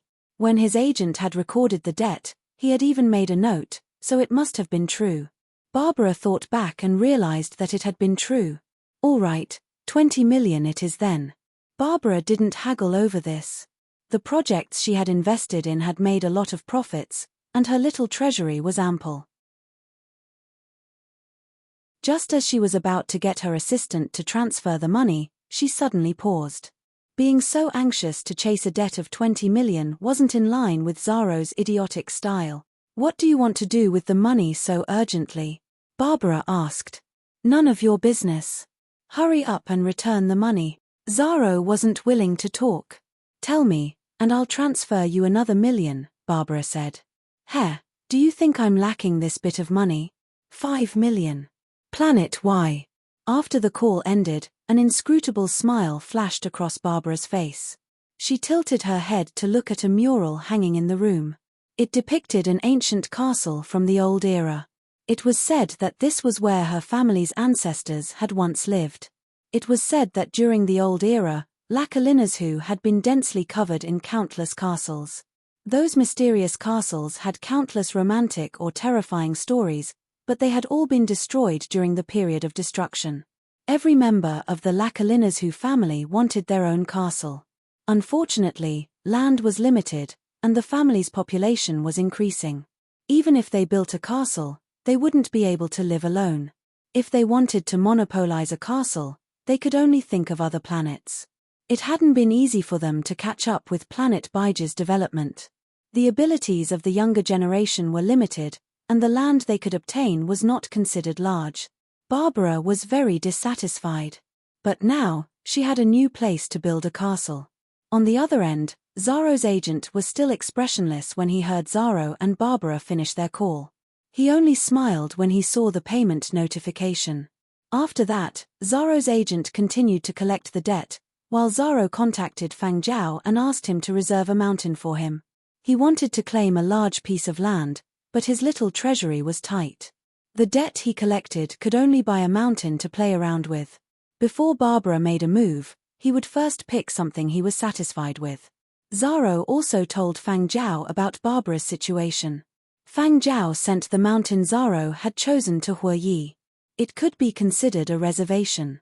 Huoyi was also straightforward. When he heard that Zaro had reserved it, he didn't press for payment and immediately marked it. "Another mountain has been sold." Huoyi looked at the 3D holographic map on his desk with satisfaction. He had already marked the places that people had bought and the pending ones. However, this place was too big. Fang Zhao, Wu Tianhao, and Zaro wouldn't be able to take it all. Just as he was worrying, Huoyi received a long-distance call request from Lakalinashu. After Fang Zhao sent Zaro a message, he received a message from Duan Qianji. Fang Zhao had already left a message for Duan Qianji. After Duan Qianji had seen the risk assessment report compiled by her subordinates, she had decided to accept Fang Zhao's invitation and take down the area surrounded by mountains. Duan Qianji wanted to imitate the old era and shoot large-scale court dramas. This genre had never been shot with a large investment. Most of the dramas were shot by small companies and were full of loopholes. If there was no real scenery, then they would create a real scenery. As long as the footage shot had a strong sense of authenticity and history. After this drama was shot, the buildings would still be there, and they could be used in other historical dramas in the future. In the long run, it wouldn't be a loss. When the time comes, I will send people to keep an eye on the project on Planet Y. You can continue your military service in peace, Duan Qianji told Fang Zhao.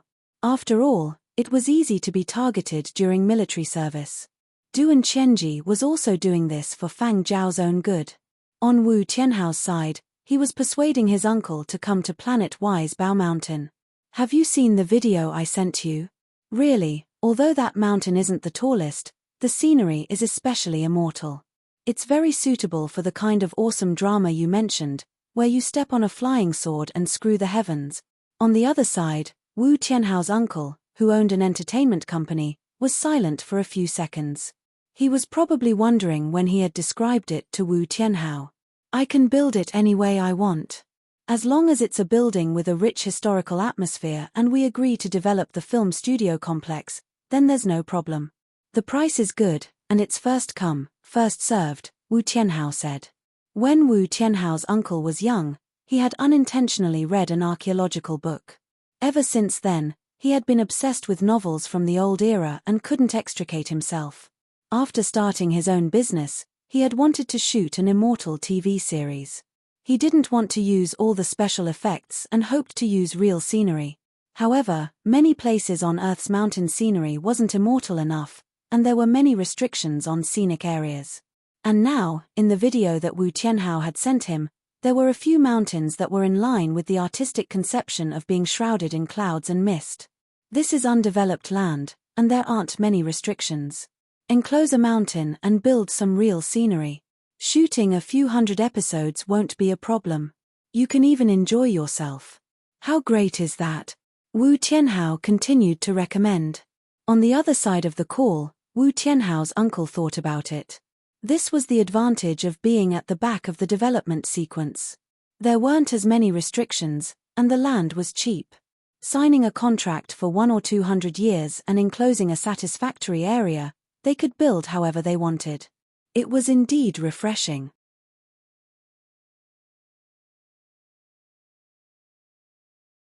Chapter 238. Wu Tianhao and his uncle talked for a long time. Not only did his uncle take a fancy to the few mountains marked in the video, but he also took a fancy to the one Wu Tianhao had circled himself. Wu Tianhao and his uncle finally finished discussing their respective territories.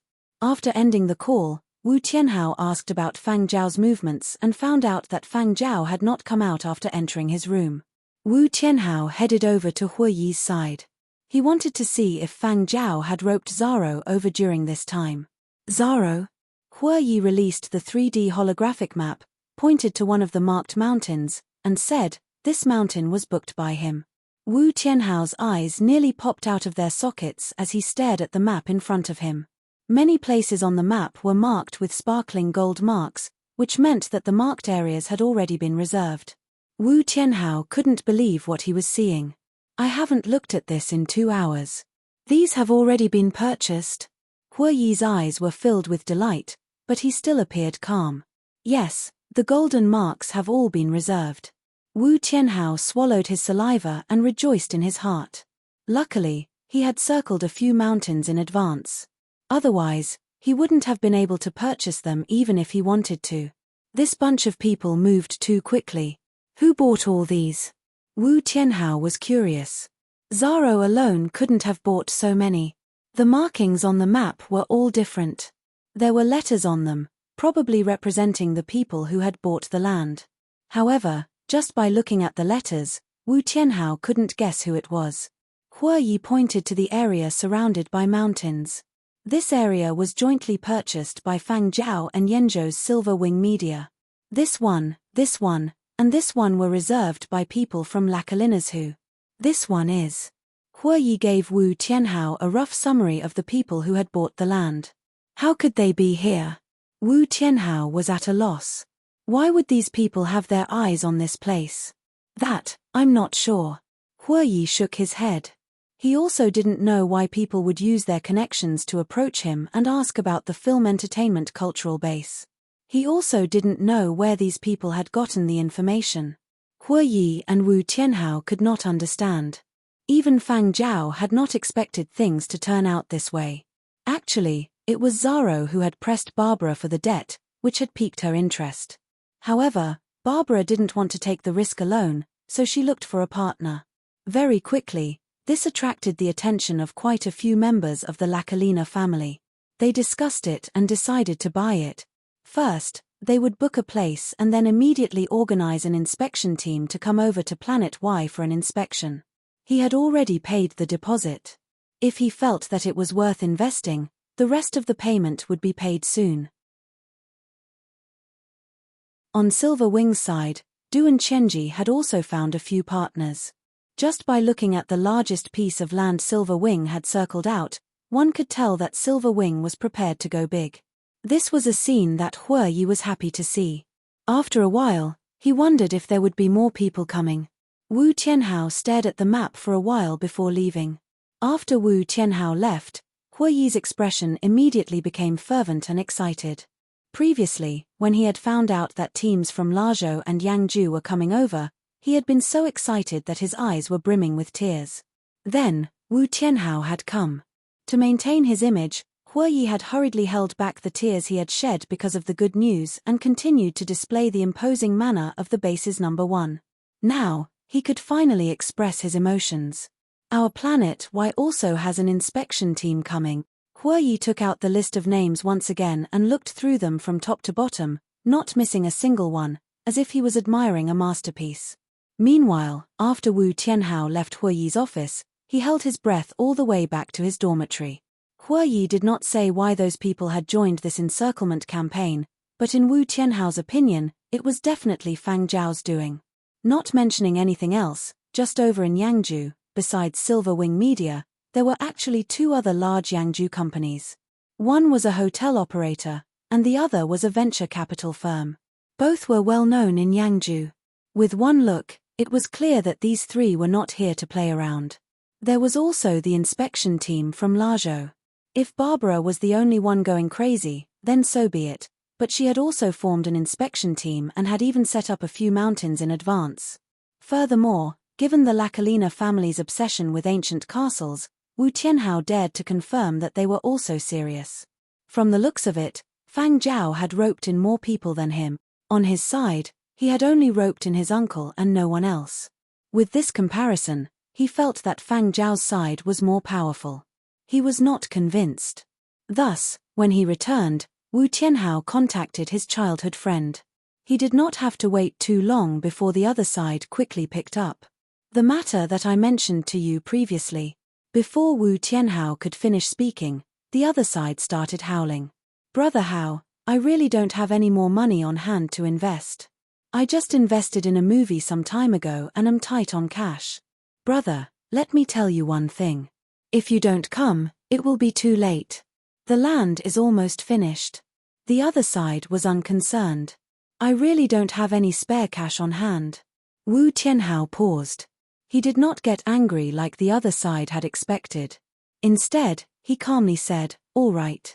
In any case, Zaro has already marked the land here. Barbara from Lajou is bringing her family's inspection team over. People from Yangzhou have already marked the largest piece of land. My uncle and I have also booked a place here. If you are not interested, then forget it. The other side fell silent. If it had only been Wu Tianhao, Zaro Renault, and the others, he would not have changed his mind. However, Wu Tianhao's uncle, who owned an entertainment company, and Yenzhou's famous Silver Wing Media, as well as a few others who were well known in their respective continents. These people would definitely not play along with this bunch of spoiled brats. Commercial companies would naturally aim for profits. All these people had made a move. Up until now, there had indeed been no leaks. This could only mean one thing: this bunch of people were really preparing a big move. They were afraid that someone would interfere and take a slice of the pie. Wu Tianhao's childhood friend's brain was spinning rapidly, weighing the truth of this and the pros and cons. You do what you need to do. I'll inform the others, Wu Tianhao said as he was about to end the call. Brother Hao, there was a loud shout from the other side. I haven't finished yet.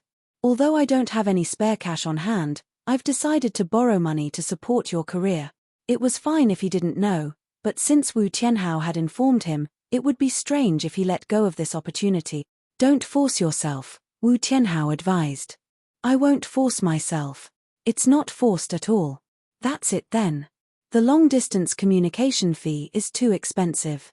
I'm not going to talk nonsense with you. I'll pay for it. Brother Hao, on account of the fact that we've been wearing the same pair of pants since we were young, bring me along to show off and fly. What can you build here? The architectural style here is regulated. It has to match the development of the film city, and it has to have historical and cultural connotations. Counterfeit. I want to build a mountain stronghold like the one from ancient times. Does it have enough historical and cultural connotations? You know, when we were in primary school, our teacher told us to write down our dreams, and I wrote that I wanted to be a stronghold master. We don't accept robbers here. Bah. I am a law-abiding citizen. It was just to satisfy one's craving. Is there a map? Let me pick a place first. A short while later, Wu Tianhao sent over a map of the area. The fuck, all these gold-marked spots have been reserved. How am I supposed to choose when all the good spots have been marked? That's why I said, if we don't act now, it will be too late, Wu Tianhao said unhurriedly. Luckily, I circled a few more mountains. Brother Hao, after the two of them had discussed the matter of circling, Wu Tianhao's childhood friend decided to bring his team to Planet Y for a field trip. If they really could make a big investment, they would circle another piece of land. On Planet Y, Wu Tianhao smiled triumphantly after ending the call. I've roped in another person. Wu Tianhao flipped through his contact list and recommended the same spot to all his acquaintances. While Wu Tianhao was roping in people, Fang Zhao did not contact anyone else. Instead, he was researching information and drawing up architectural plans. Silver Wing's specialized team would board the next transport ship to Planet Y. According to Hue Yi, a few other parties would be arriving on the same flight. Hue Yi attached great importance to this project and would definitely keep a close eye on it. Fang Zhao did not have to worry about this. Perhaps the next time he came to Planet Y, that place would already be a completely different place. The next day, Fang Zhao signed the contract with Hue Yi. Directly signing a 200-year contract? Hue Yi asked. According to the relevant regulations of the Alliance, this type of contract could only be signed for a maximum of 200 years. After 200 years, the buyer would still have priority to use the land, but they would have to renew the contract. By that time, many people would already be in their graves, so most people only signed contracts of 100 or 150 years. Hue Yi asked again when he heard that Fang Zhao wanted to sign a 200-year contract. Fang Zhao nodded. MHM, 200 years. After the contract was signed, Hue Yi carefully saved both the electronic and paper versions of the contract. The spaceship is ready. It will take you to the next stop tomorrow morning, Hue Yi said. Fang Zhao returned to pack his things after receiving confirmation that it was time to take off. As he was packing, he received a call from Zaro on Planet Baiji. The moment the call connected, Zaro asked impatiently, Fang Zhao, when are you coming back? I still need some time. Hurry up and come back. I have to go to Planet Y to inspect my territory, Zaro shouted. The live broadcast was over, and now he was diverting his attention. He could not wait to see the plot of land he had claimed. The design had already been prepared. Once it was completed, construction could begin. A few minutes after ending the call with Zaro, Fang Zhao received another call from Kevin Lin. Fang Zhao, when are you coming back? Kevin Lin complained. He had only found out that Fang Zhao had gone to Planet Y after Fang Zhao had left Planet Baiji and could guess Fang Zhao's objective. Kevin Lin had been too tired and on edge all day. Although Channel S5's audience numbers had increased greatly, they had also received a lot of complaints. It was worrisome. In the past, when Fang Zhao had not gone on a mission, they had listened to his opinions and suggestions. But Zaro? If you said one thing about him, he would say 10 things about you in return, without repeating himself. Hurry up and come back when you are done. If you don't come back soon, that rabbit will be played to death by Zaro. What's going on? Fang Zhao asked.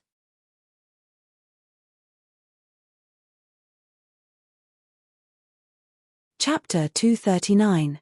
Before Fang Zhao had left Planet Y, Wu Tianhao had taken advantage of the fact that Fang Zhao's 3 bodyguards weren't around to test Fang Zhao's skills. Otherwise, who knew when he would get another chance to test Fang Zhao after he left? However, reality was cruel to Wu Tianhao. The first time, Wu Tianhao had launched a sneak attack when Fang Zhao was returning to his dormitory from the base cafeteria. Before he could make a move, Fang Zhao had discovered him from afar. Since he had been discovered, it couldn't be considered a sneak attack. Failure. The second time, Wu Tianhao changed tactics and decided to face it head-on. The Wu family of Tongju were famous for their ability to shatter rocks with their bare hands. Decades ago, a Wu family elder had shown off his skills on a certain program. Decades later, when the Wu family was mentioned, shattering rocks with bare hands was still a popular topic of discussion. Wu Tianhao's current strength was still unable to reach that level. He still needed to wear protective gloves if he wanted to shatter rocks. He might be able to after a few more decades of practice. However, given his current strength, he wouldn't be at a disadvantage against the Y base garrison, so Wu Tianhao was still very confident. This time, he waited at Fang Zhao's dormitory door. When Fang Zhao appeared on the walkway, Wu Tianhao's legs suddenly exerted strength and he charged straight at Fang Zhao. There was no other technique, just a punch. However, Fang Zhao didn't dodge. He just raised his arm, spread his fingers, and forcefully blocked Wu Tianhao's punch. It was as if he had punched a steel wall. His ferocious momentum crumbled in an instant, and he couldn't take another step forward. At that time, Wu Tianhao's expression was as if he had been struck by lightning. He couldn't continue his attack. Failure.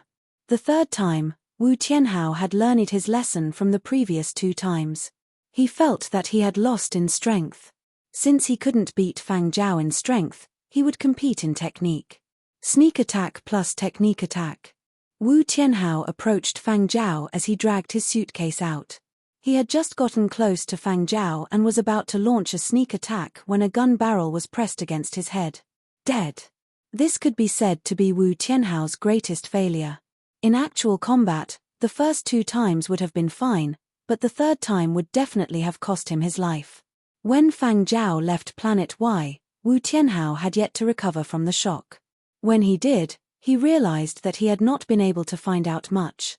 All he could tell was that Fang Zhao's hearing, strength, and reflexes were not bad. As for his other moves and techniques, he did not know. Fang Zhao only smiled at Wu Tianhao's probing. Fang Zhao was used to using killer moves, and Wu Tianhao was someone who went berserk when he got into a fight. Fang Zhao was worried that he would injure Wu Tianhao in his excitement. That would feel like he was bullying a junior. Fang Zhao was too embarrassed to visit his old friends at the cemetery every Memorial Day. Therefore, Fang Zhao had chosen the simplest and most direct method. He had no intention of exchanging blows with Wu Tianhao. It wasn't that Fang Zhao was being arrogant. He had seen S4's live broadcast of Wu Tianhao sparring with the base's garrison troops. If he really had to comment, he could only say that Wu Tianhao was still a child. If Wu Tianhao knew Fang Zhao's evaluation of him, he would probably vomit blood. Planet Y was Fang Zhao's first stop on this mission. Of the 5 planets of Project Starlight, other than Baiji and Y, there were still 3 planets he had yet to visit. Logically speaking, when Fang Zhao visited each planet, all expenses would be reimbursed by the various bases. From Planet Y to the next planet, the Y base would arrange everything. Huoyi was straightforward. Because of Fang Zhao, their planet might have a new base on the verge of being established. Film and cultural-related things brought in considerable economic benefits, so Huoyi did not complain about being poor. But Huoyi did not divulge anything about this. He only told others that Planet Y had not discovered any grade A power ore. Knowing that Planet Y had not discovered a higher grade power ore, the people on the other 3 planets were mentally prepared.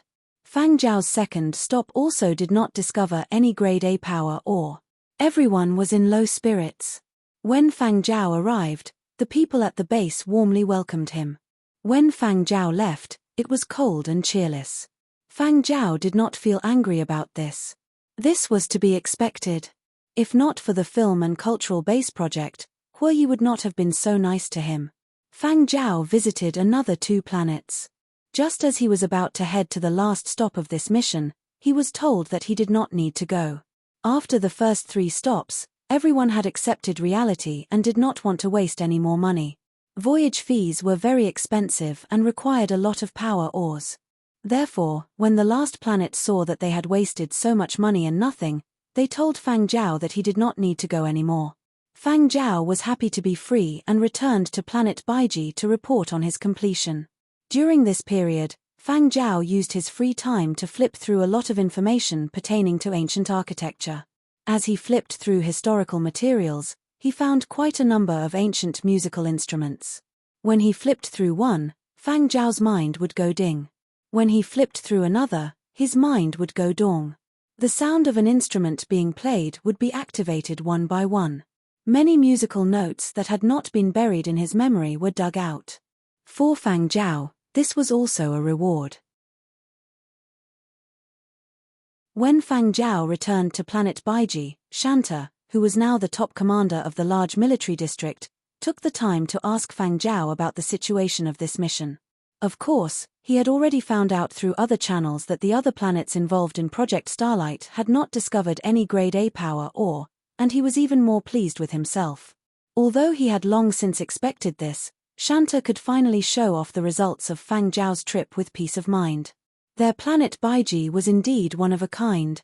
What kind of luck was this?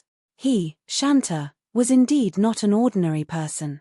He was born to do great things. Shanta was elated and pleased in his heart, but on the surface, he still earnestly praised Fang Zhao. This trip has been tough. Remember your contributions. Your military service period is still long. When you retire, let's see how many merits you have accumulated. Who knows, you might even be able to get a promotion in rank. Oh, right, those two old folks in your family are already staying in the military family district. Hurry up and go take a look. When great-grandfather and great-grandmother Fang arrived on planet Baiji, Fang Zhao had already left for planet Y, so he did not get to see them. However, when Fang Zhao had been on planet Y, he had gotten in touch with the two old folks and knew that they were very happy staying in the military family district. They had not really migrated over, but they could still enjoy this sort of feeling. The two old folks told Fang Zhao that they had even met their old comrades in the military family district. They said that one day, a bunch of old folks had gathered together to chat and suddenly realized that the other party had also served on the exploration ship Sirius, so they immediately felt a sense of familiarity. After finding out that it was permissible to take photos and post pictures, great-grandfather Fang was even willing to fork out a hefty internet fee to post quite a few pictures on the public platform, making the people in the retirement facility extremely envious. Actually, it was not just the people in the Yangbei retirement facility who were envious. There were many other people who were envious. The topic of immigration had always been on everyone's radar, but up until now, the planets at the top of the development sequence that were part of the immigration program had not been completely open to the public. The top two planets had only opened their tourist areas to the public. But this time, planet Baiji was publicizing the immigration program without restraint. Although planet Baiji had been developed later than the first two immigration planets, Shanta wanted to catch up. In any case, the immigration program had not been completely opened up. Perhaps planet Baiji could surpass them. More advertising, more publicity, more investments and donations, and the pace of construction would be even faster. While Shanta was fantasizing about catching up to the first two immigration planets, Fang Zhao headed for the military family district. The two elders had received the news long ago and were waiting at the entrance of the military family district. Although Fang Zhao's military rank was low, everyone in the military family district knew that it was Fang Zhao who had first discovered the Grade A power ore and changed planet Baiji's predicament. He had also performed meritorious deeds during the terrorist attack. Furthermore, Fang Zhao was only here for military service and would be leaving next year. He would not be developing here, so he posed no threat to them. They were not competitors, so their attitudes were naturally the most amiable. During the time the two elders had been staying here, the people around them had treated them with the utmost kindness and enthusiasm. This was also the main reason why the two elders had been able to maintain a good mood. Come, come, come. Let's go back. There's a table full of good dishes waiting for us inside. Great-grandmother Fang's face was beaming as she pulled Fang Zhao inside. Great-grandfather Fang followed behind with his hands clasped behind his back. He was smiling so widely that his eyes were squinted. On the way, they came across a crying child whose parents were consoling him. This child has not adapted yet, great-grandfather Fang said in a low voice. After all, this was an immigration planet. Newcomers could not completely adapt in a short period of time. There were expectations for the future, as well as psychological and physical discomfort, and they missed life on their home planet. But this was their future home, so they had to adjust and adapt as quickly as possible. Immigrating to a foreign planet was a complicated experience. Even though the two elders were only here temporarily for a vacation, they could feel the conflicted emotions, not to mention the mentally fragile child. Great-grandmother Fang sighed. In the future, when the communications network is more developed, it will be more convenient for us to contact our home planet. The child will adapt even faster. The internet could shorten the distance. Fang Zhao could only hope that Planet Baiji's internet could be opened up as soon as possible. Currently, internet usage was still limited, and not everyone could afford the exorbitant internet fees. Short calls were fine, but long calls were too expensive. After having a meal with the two elders in the military family district, Fang Zhao was hurried back to the outpost by Kevin Lin. After bidding farewell to the two elders, Fang Zhao boarded a flying transport headed for Outpost 23. He had not been away from Planet Baiji for a long time, but the changes on Planet Baiji could be said to be changing with each passing day, especially in the core regions of the base and the various outposts. Building after building had been erected, and roads had sprouted on the surface. The spaceport outside Planet Baiji was still in the midst of expansion. When it was completed, there would be even more flying transports coming and going, and it would be even livelier, a stark contrast to Planet-Y's cold and cheerless skies. Upon reaching the outpost, Fang Zhao heard Kevin Lin's howl as soon as his feet touched the ground. "Fang Zhao, you are finally back." Kevin Lin ran over quickly. "Hurry up and see that rabbit of yours. It has been convulsing all morning." "What happened?" Fang Zhao asked as he walked briskly into the outpost. "This morning, that idiot Zaro threw a huge red pepper into the water tank when no one was looking. It was grown in the farmland over at the base, the especially spicy kind. It ate it, and then it became like this," Kevin Lin said as he pointed at the water tank in the room. Inside the water tank, the originally pure white rabbit had turned completely red. In the past, apart from eating, it had not moved much, but now it was swimming around the water tank at high speed. At first glance, it looked like it was jumping, bumping against the walls of the water tank with loud bangs. But Fan Lin said that its physical condition is still within the normal range. "It is just a little more active." Kevin Lin thought of something and could not help but laugh. Probably because of the spicy pepper. Wasn't there an adjective from the old era called jumping spicy?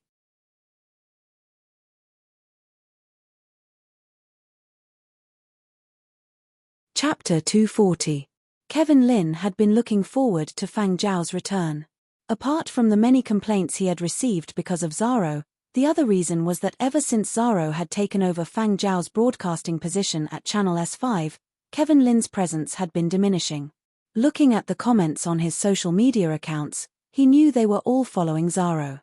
This was like going to a karaoke bar and encountering a MIC hog. What could he do? He simply could not get a chance to appear during the live broadcasts. Zaro's agent had more screen time than he did. That was why Kevin Lin was anxious. Even if Zaro had brought a lot of attention to S5 and the program team had supported Zaro's continued live broadcasts, Kevin Lin himself was unwilling. It had been great when Fang Zhao had been around. Fang Zhao didn't care about screen time, and Kevin Lin had been able to show his face more often. However, ever since Zaro had arrived, Kevin Lin had basically lost all sense of existence. He had fallen from being a god-level existence to being invisible. Fang Zhao could more or less guess what Kevin Lin was thinking, but he did not ask. Instead, he turned to Fan Lin, who had just walked over. "Professor Fan, is this little thing really all right? Test results show that its physical condition is within the normal range. There are no major problems." Fan Lin probably could not do anything about Zaro. His tone was filled with helplessness. "I also asked the person who bred it. He said it was fine. Don't worry." Fang Zhao watched the rabbit jumping around in the water tank and continued asking Fan Lin, "Is this little thing for sale?" Fan Lin raised his head in surprise and looked at Fang Zhao. Seeing that Fang Zhao was not joking, he frowned and thought for a bit before shaking his head. Generally speaking, these kinds of experimental breeds, which are hybrids of alien and home planet organisms, are not sold to others. However, in recent years, the policy has been relaxed quite a bit. Whether it is sold or not depends on the person who bred it. Do you really want to buy it? Fang Jiao nodded. It can be used as a lamp at night, and a living lamp at that. Interesting. I can bring it back as a souvenir after my military service ends next year. If you really want to buy it, I can help you ask around. The person who bred it is called Denzel. He used to be from the Academy of Sciences, but he is no longer one. He has his own company and laboratory. Apparently, he applied for research funding and went solo in a fit of anger. I don't know how his company is doing now. I will help you contact him first. If he agrees, you can have a chat. In the past, Denzel had worked on ornamental aquatic animals. Later, however, his focus shifted. After he left the Academy of Sciences, he handed over the ornamental aquatic animal research project to his subordinates. Instead, he focused more on the krill farming project that he and his friends were working on. Krill was an ingredient of a popular nutritional supplement in the new era. Denzel wanted to modify this nutritional supplement. Before Fan Lin had come to planet Baiji, he had heard people say that Denzel had planned to enclose a body of water near the South Pole to rear krill. However, he had not succeeded and had to look for another place. This type of research required a lot of money. There was a high chance that Denzel would sell off this rabbit for money. Fan Lin also hoped that Zaro would buy it. This morning, he had heard Zaro say that he wanted to buy it, but Zaro's agent had said that he did not have enough funds on hand and was afraid that he would not be able to buy it. That was why Zaro had given up on the idea. However, this was only temporary. It would be a pity if Zaro remembered this when he was rich again and bought this little thing back. If this little thing landed in Zaro's hands, it would meet a miserable end. Maybe it would be cooked the next day. In Zaro's eyes, this little thing was an aquatic product of planet Baiji. With this comparison, Fan Lin naturally hoped that Fang Jiao would hurry up and buy this little thing. He trusted Fang Jiao's character. Before Fang Jiao went on a mission, Fang Jiao had been the one feeding this little thing. Since he had promised Fang Jiao, Fan Lin took a quick tour of the laboratory and went back to contact others. Fang Jiao returned to the outpost's dormitory. He had not stayed in for a while. Kevin Lin had piled up a pile of documents on his desk. Cough, I will move right away. Kevin Lin hurried over and moved the things on Fang Jiao's desk. The place we are living in now is still too small. But I heard that single rooms will be available soon. The outpost is expanding, and the place will be bigger. Kevin Lin rambled on about what had happened in the outpost. Oh right, where are the 3 bodyguards by your side? Kevin Lin recalled that when Fang Jiao had left, there had been 3 bodyguards by his side. This time, he had not seen Fang Jiao. They have all returned, Fang Jiao replied. After Fang Jiao returned to planet Baiji, the first and second lieutenants that Hong Lu had sent to follow Fang Jiao had returned to their units and not continued following at Fang Jiao's side. This was also the result of Fang Jiao's discussion with Hong Lu. Hong Lu had found out a few things about Fang Jiao from the 3 of them. Ever since they had been sent to protect Fang Jiao, they had not had a chance to make a move. After the 3 had been transferred back, perhaps because they had suffered a huge blow from following Fang Jiao, they had put in a lot of effort when they returned. Their comrades thought that they had received some insider information, such as an assessment of strength and selection of elites. After all, they had come to planet Baiji with ambition, so they had become more anxious. Gradually, the atmosphere in the entire team changed. When officers from other continents saw this, they went back and drilled their subordinates. Look at Yenzhou's soldiers. If they don't work hard, Yangzhou will beat them to it. Teams from various continents had been incorporated into planet Baiji's military district. There were limited slots to climb up, and the competition between teams from various continents was intense. However, that had nothing to do with Fang Jiao. Half an hour later, Fan Lin contacted Fang Jiao and gave him a number. Denzel says he can sell it, but we can discuss the price in detail. Now that he is a businessman, his asking price might be slightly higher, Fan Lin said. Understood. Thank you. Fang Jiao saved the number. After ending the call with Fan Lin, Fang Jiao contacted researcher Denzel, who was far away on Earth. Denzel was in his 70s, still in the prime of his life in the new era. He was somewhat thin and wore a pair of large-framed spectacles. These were not spectacles for nearsightedness but a type of functional spectacle that was probably used for research. "You are Fang Zhao?" Denzel took off his spectacles and looked at the screen. "I think I have seen you in some news before." Denzel normally did not pay attention to entertainment news and rarely read political news.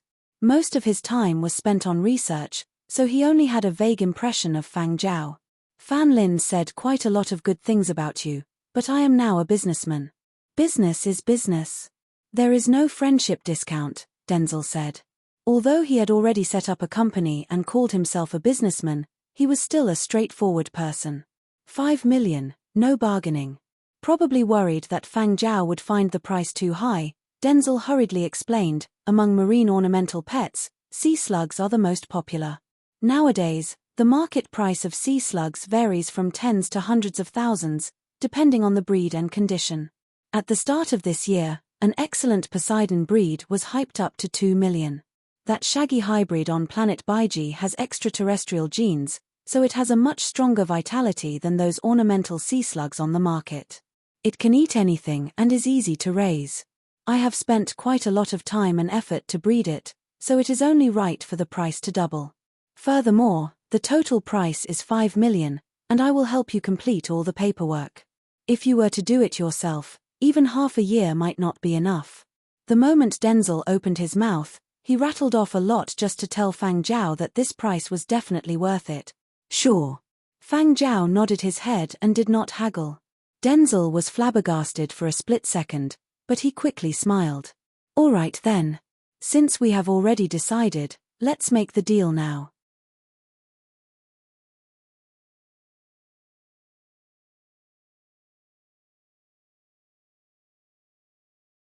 Chapter 241. No matter how much Denzel regretted it, there was no way he would change the contract. Fang Zhao brought the rabbit-like sea slug with extraterrestrial genes back to his dormitory from Fan Lin's laboratory. This time, he wasn't borrowing it. He was taking back what belonged to him. Just as Denzel had said, the next day, the rabbit in the water tank that had been jumping around after eating the chili had returned to its original state. The red had faded a lot, but not completely. The ends of the strands of hair on its body were still tinged with red. That was what Denzel had said was its ability to store poison. Fan Lin used lab tools to examine it and came to a conclusion: if someone touched it now and got stung, there would be obvious local pain and a burning sensation. In other words, the person would be stung and swollen. For this reason, Fang Zhao had specially prepared a pair of gloves and kept them in reserve. As soon as Fang Zhao arrived, Zaro quickly packed his things and prepared to leave for Planet Y. As for other matters, like live broadcasts and sea slugs, they were all tossed to the back of his mind. When he left the outpost, Zaro was still in contact with the design team on Earth. Since he had already returned, Fang Zhao had to continue his military service. In the eyes of the public, military service was not meant to be enjoyed, so if they saw Fang Zhao relaxing during the live broadcast, they would surely criticize him. However, Fang Zhao had never given them the opportunity to do so. The outpost district was still under construction. Most of the time, machines could complete high-risk tasks, but areas where machines could not operate normally could only be scouted and cleaned by manpower. There were some areas on planet Baiji where, due to the special nature of the stone, most machines could not operate normally. Thus, the outpost team had to assist the engineering team. Fang Zhao followed the outpost team and climbed cliffs and entered caves. Some areas were really dangerous. For example, climbing a cliff. Because of the special nature of the stone, there was a magnetic field that interfered with the operation of machines, so people had to manually attach some equipment to the cliff. The cliff was so steep and the wind was strong. Under those circumstances, if a person was dropped in mid-air and attached a machine to the cliff, they would be blown around if they did not hold on tight. Although there were some emergency measures and protective measures, what if something went wrong? Furthermore, there might be an attack by an unidentified flying object or falling rocks. The danger level was high.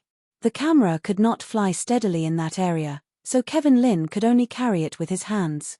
However, He would not climb the cliff. He could only stand at the bottom or on top of the cliff and shoot with the help of a robotic arm. Channel S5 once again switched from a comical satirical style to a thrilling style. In the past, many people thought that machines were omnipotent. When it came to foreign planet development, they always felt that machines could handle everything. However, after watching the live stream, they realized that sometimes only humans could do it.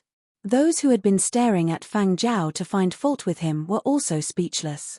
Fang Zhao saw himself as an outpost soldier, not a star on a variety show. Most of the time, he performed better than some of the veterans in the outpost and even took care of his fellow soldiers. This gave the audience the misconception that Fang Zhao was a veteran soldier. No matter what the audience thought, there was one point that everyone could agree on. Fang Zhao's military merits had not been faked. Although there were political factors involved in making an exception to promote him, the other party's strength was there for all to see.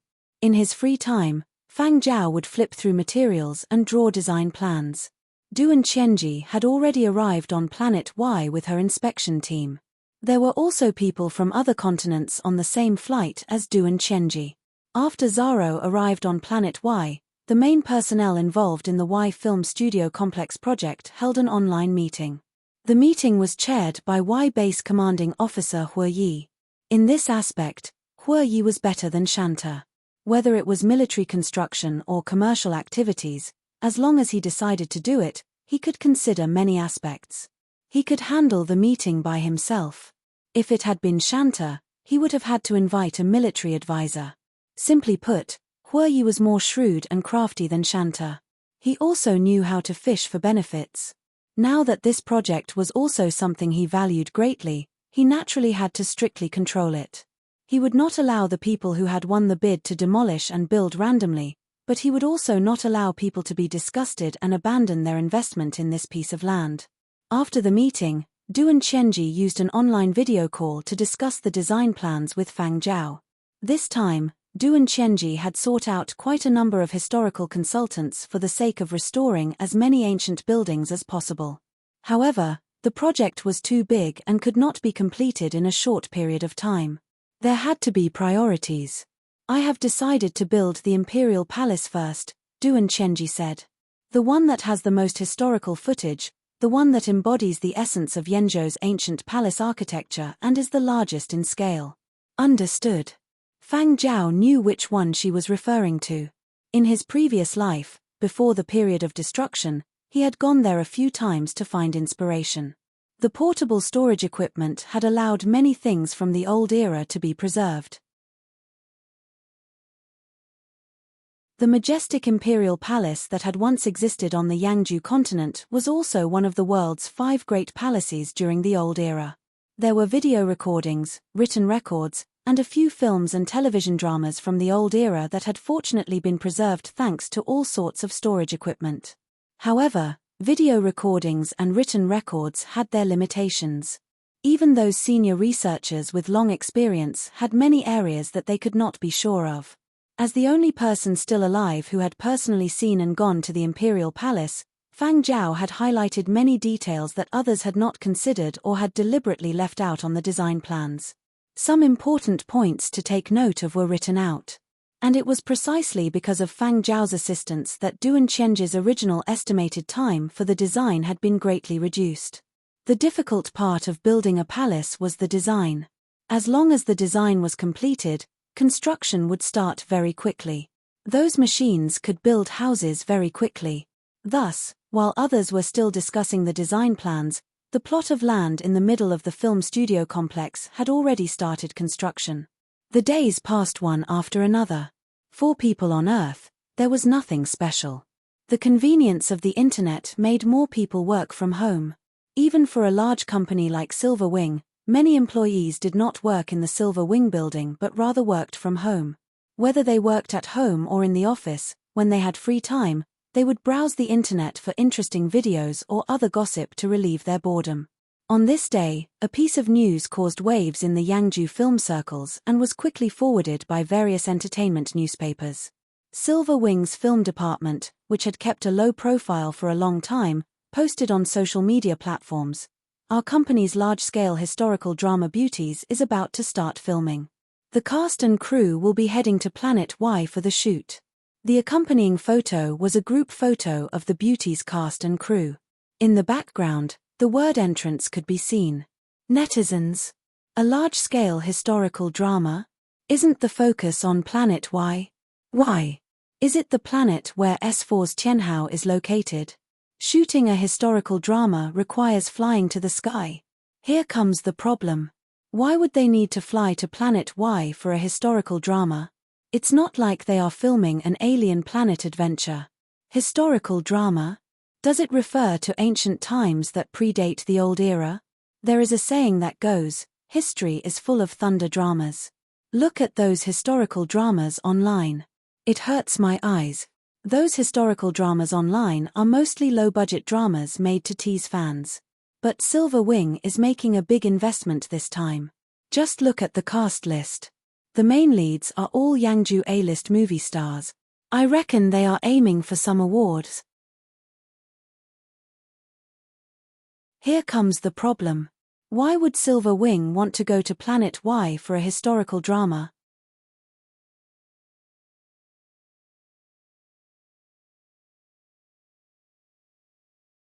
Chapter 242. The cast and crew of Beauties posted a photo and left, leaving behind a heated discussion online. However, most of the discussion was in Yangju. Even if people from other continents saw this news, they would not pay much attention to it, because the majority of the cast and crew were actors they were not familiar with. After watching the commotion for a while, they would disperse. Silver Wing officials did not follow up. No matter how much fans asked, Silver Wing officials maintained their silence. At the same time, the cast and crew of Beauties were already on a transport ship headed for Planet Y. There were no passenger ships that flew directly from Earth to Planet Y, so they could only board these transport ships that transported daily supplies and military supplies. These types of ships had many rules, and they could not move around freely. There were no entertainment facilities. Once you stepped out of your bedroom, you would be met with soldiers holding guns staring at you as if you were a criminal. Regardless of whether you were a popular celebrity or not, in the eyes of these soldiers, you were no different from anyone else.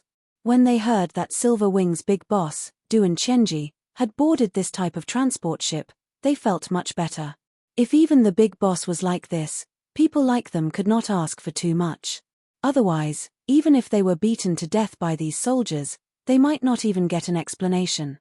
In order to accommodate the people coming and going, Huiyi had specially vacated a passenger area on the transport ship. This was where the passengers lived and moved around.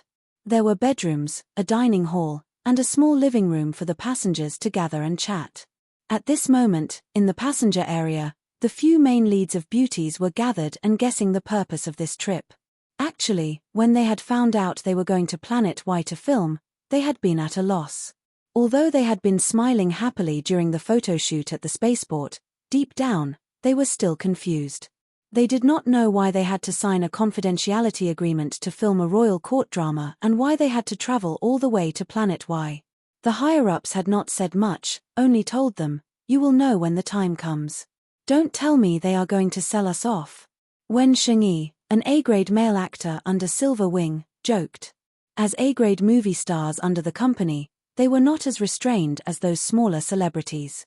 Their tone was a little more casual, but it was not over the line. Zhu Dao, an A-grade female actress under Silver Wing, who was not even 30 years old, closed her script and said, "You don't say." If our cast and crew were really sold, Silver Wing's film department would be seriously injured. Big Boss went to Planet Y a while ago. Only a few people know about this. He should have set up something on Planet Y.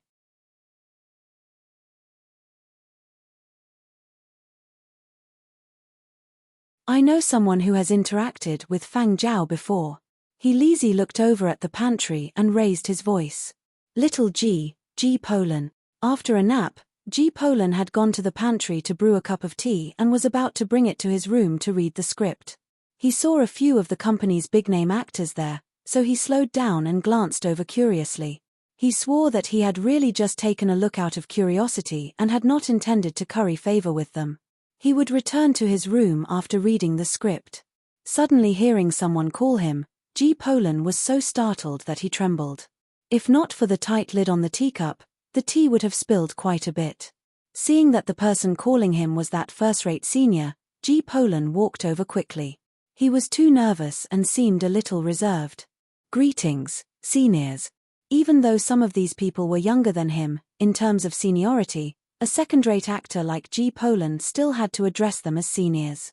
Although he had already been promoted to the company's B-grade contract, and he had become quite popular after his youth idol drama last year, he was considered a second-rate actor in Yangju and was doing quite well. He had fought hard to get into the cast of Beauties. This time, he was only a supporting character, playing the role of an emperor's eunuch. After researching the persona of eunuch from the old era, many people in the company were actually not willing to play the role for fear of tarnishing their image. G. Polan had been conflicted at first, but he had quickly made a decision and fought for this opportunity. Fortunately, he had acted quickly. If he had been any slower, he might not have been able to snatch this role by the time the others came to their senses. The actor playing the emperor was Yenzhou's first-rate star, He Lizhi. Perhaps He Lizhi did not have much influence on a global scale, but in Yangju, he was definitely a well-known first-rate star. G. Polan did not have many scenes, but it was not little either. Even if a large portion of his scenes were cut, G. Polan felt that it would be worth it. He could learn a lot from the side of a first-rate star. He was a narcissist, but he also knew how to self-reflect and learn quickly. Back when he had been helping out in the virtual projects department, he had learned a little from Fang Zhao. Seeing G. Polan so nervous, He Lizhi smiled warmly and pointed to the sofa beside him. Don't just stand there. Sit down. Hey. G. Polan could not put on airs in front of these people. He was as nervous as a primary school student sitting in front of a teacher. Didn't you work with the virtual projects department in the past? You know Fang Zhao? He Lizhi asked. Fang Zhao. I know him, but I'm not really familiar with him. I'm more familiar with the other people in the virtual projects department. Sometimes I drop by, but I rarely run into Fang Zhao, G. Polan replied honestly. What kind of person is Fang Zhao? Wen Shengyi asked. A rather mystical person.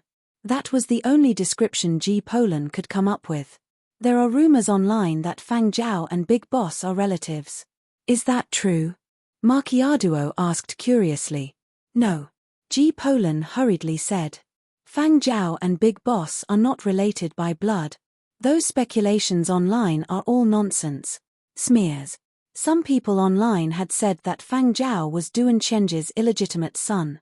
Some had even speculated that the two of them had some shady relationship, but G. Polan often went to the virtual projects department and knew the truth. Fang Zhao and Duan Qianzhi were not related by blood, and they were not the messy relationship that people online had speculated.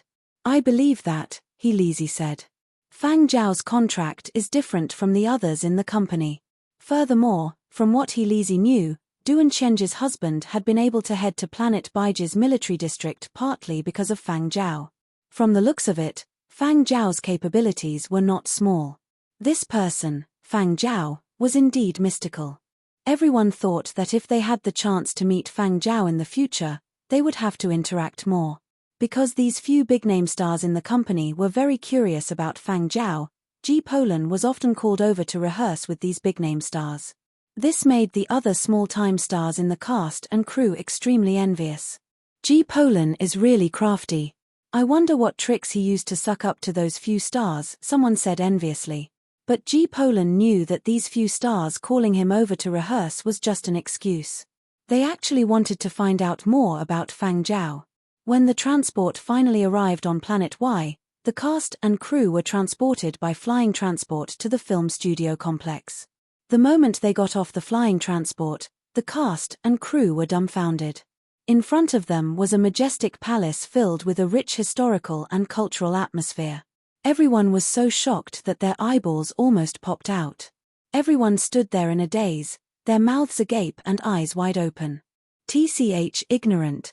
A mocking voice pulled everyone's attention away from the palace. All they saw was a man dressed like a vampire with ghostly makeup, a black cape, and 2 fangs. He was looking at them with undisguised disdain. This person was probably someone who had just come out of the palace. He had a few bodyguards and assistants with him, but the makeup was too thick, so they could not see his face clearly. For a moment, no one could tell who this person was. However, this person dared to mock Yangzhou's A-listers and super A-listers, so he was probably not an actor from Yangzhou. However, after the mocking, the other party did not intend to say anything else. Instead, he waved his hand, flung his black cape behind him, raised his chin, and left with his entourage. Watching the other party's arrogant back view as he left, the cast and crew that had just landed thought to themselves, "Who the fuck is this?" But very quickly, their attention returned to the palace in front of them. Fuck. This is real, right? It can't be some sort of virtual projection, right? Let me touch it. It's real. It's all real. It's real. I heard that this is the place where ancient emperors lived and worked in our Yangzhou continent. Compared to this, I suddenly feel like the villa I just bought is a chicken coop, he lazy lamented.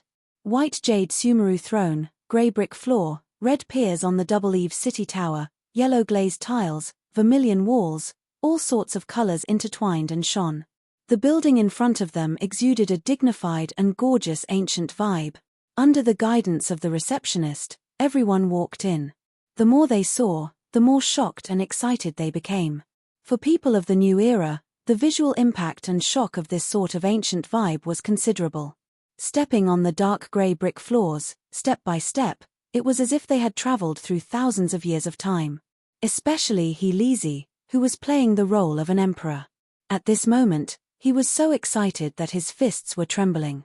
This was an emotion that he had never experienced in his 40 years of acting. It was also an artistic conception that the monotonous film studio could not bring him. Only when one was inside did one understand the atmosphere of a royal family. Only then did one understand the supreme authority and glory. These were the gems of the splendid ancient art and culture that had been mentioned in the materials. The few main actors actually had a lot of materials and images of the imperial palace in their hands to help them better immerse themselves in the scenes. They had originally thought that they had come to Planet Y for a closed-door shoot.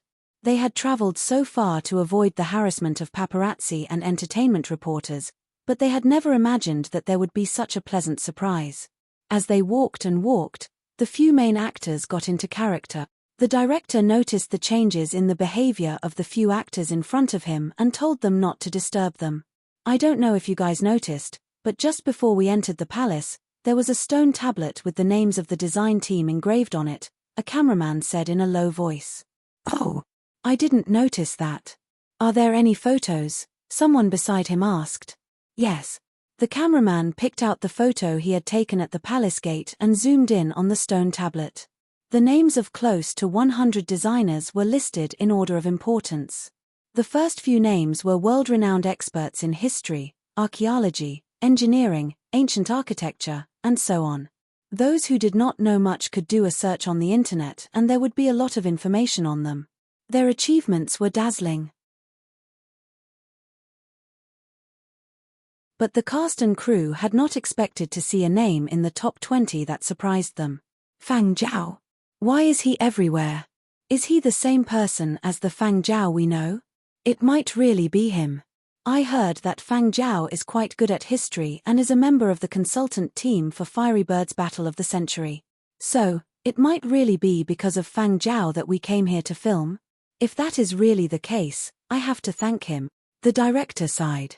Filming in the real world of an ancient architectural complex was an experience that many people in the same industry had never experienced before. It really is a big production. You're tuning in to the Dreamy Chapters YouTube channel. We're so grateful for your support and don't forget to subscribe to join us on this incredible journey through captivating stories. Your generosity through donations truly makes a world of difference, as it's the primary source of revenue that allows me to expand and enhance this channel for you. Thank you from the bottom of my heart for being a part of this adventure.